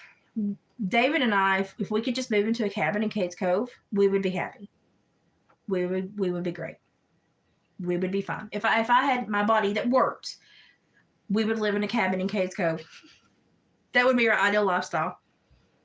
So we're strange people. But that would be who I am. If I could have grown up in that era, that's when I would have grown up. It would have suited me so well. That's just who I am. And it's who David is. So, Cades Cove is, I can't count how many times I've been there. I mean, that's our trip. We used to do it twice, 3 times a year. And it's also where my mother used to take us camping when we were kids. And we used to ride our bikes around the loop. We used to live at least a week and a half there during the summer and stay. And it's one of my absolute favorite places. It's changed a lot because they were still actively taking hay off the fields and kind of farming it at that point back in the 80s and 90s. Now they don't do any of that. They cut around the fences to keep the fences clear, but they've pretty much let the fields kind of grow up. They just kind of cut saplings and trees out, but they kind of let them take over, which has reduced a lot of the wildlife viewing that's possible. It used to be you could go and make a loop and count 200 deer. And now you go make a loop and you're lucky to see 30. And you used to see monster bucks because they were still cultivating the land, and it was getting, the old stuff was being harvested, putting up new seed heads and new growth and sweet growth, more nutritious growth. And so you used to see these huge bucks. I mean, I would loved it. Like I would just sit in the back of the truck with binoculars and be in awe. I was just in hog heaven. And they don't do that anymore. Yeah, I would love to have been back in the pioneer times. It would have been great. That's kind of who I am. And admittedly, if I still had the issues happen back then, I probably would have died very young. But that's who I'm built to be had my health not deteriorated. But we love Townsend and we love Cades Cove, and that's just who we are. And one of the things that if you're in Tennessee, if you ever get the ability to go to the Mule Days in Columbia, Tennessee, that happens in the spring. You'll see every type of person from every era represented. There'll be people from the Wild West, Pioneer, Gunslinger, and you get to see all of the old leather work and people that really keep old ways alive. And then you get to see beautiful animals, beautiful wagons and carriages. And the Mule Days in Columbia it's one of the prettiest things I've ever seen. I can't tell you how nice it is to stand and close your eyes and all you can hear are hooves on ground and the jingle of harnesses. It makes me happy. I'm a strange person, but it makes me happy. But I would recommend that if you're ever in Tennessee in the spring. Mule Days is great. It's like an April-May event, late April, early May event. It is great. It's not too hot, not too cold, but it's just great. Can't explain anymore. Okay, I'm going to have to shut up or I'm never going to get out of here.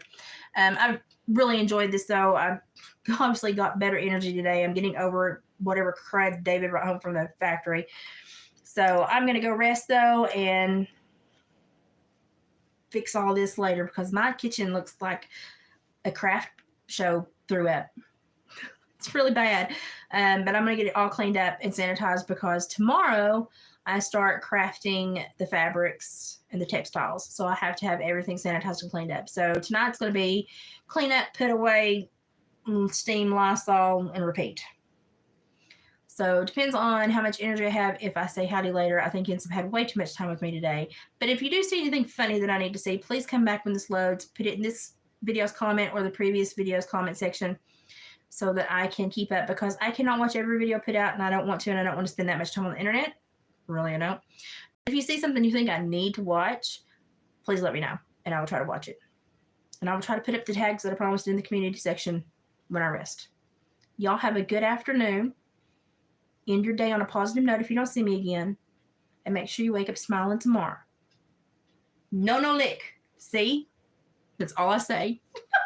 Gonna let the dog out and go to bed. I'm gonna nap. Bye, guys. No lick.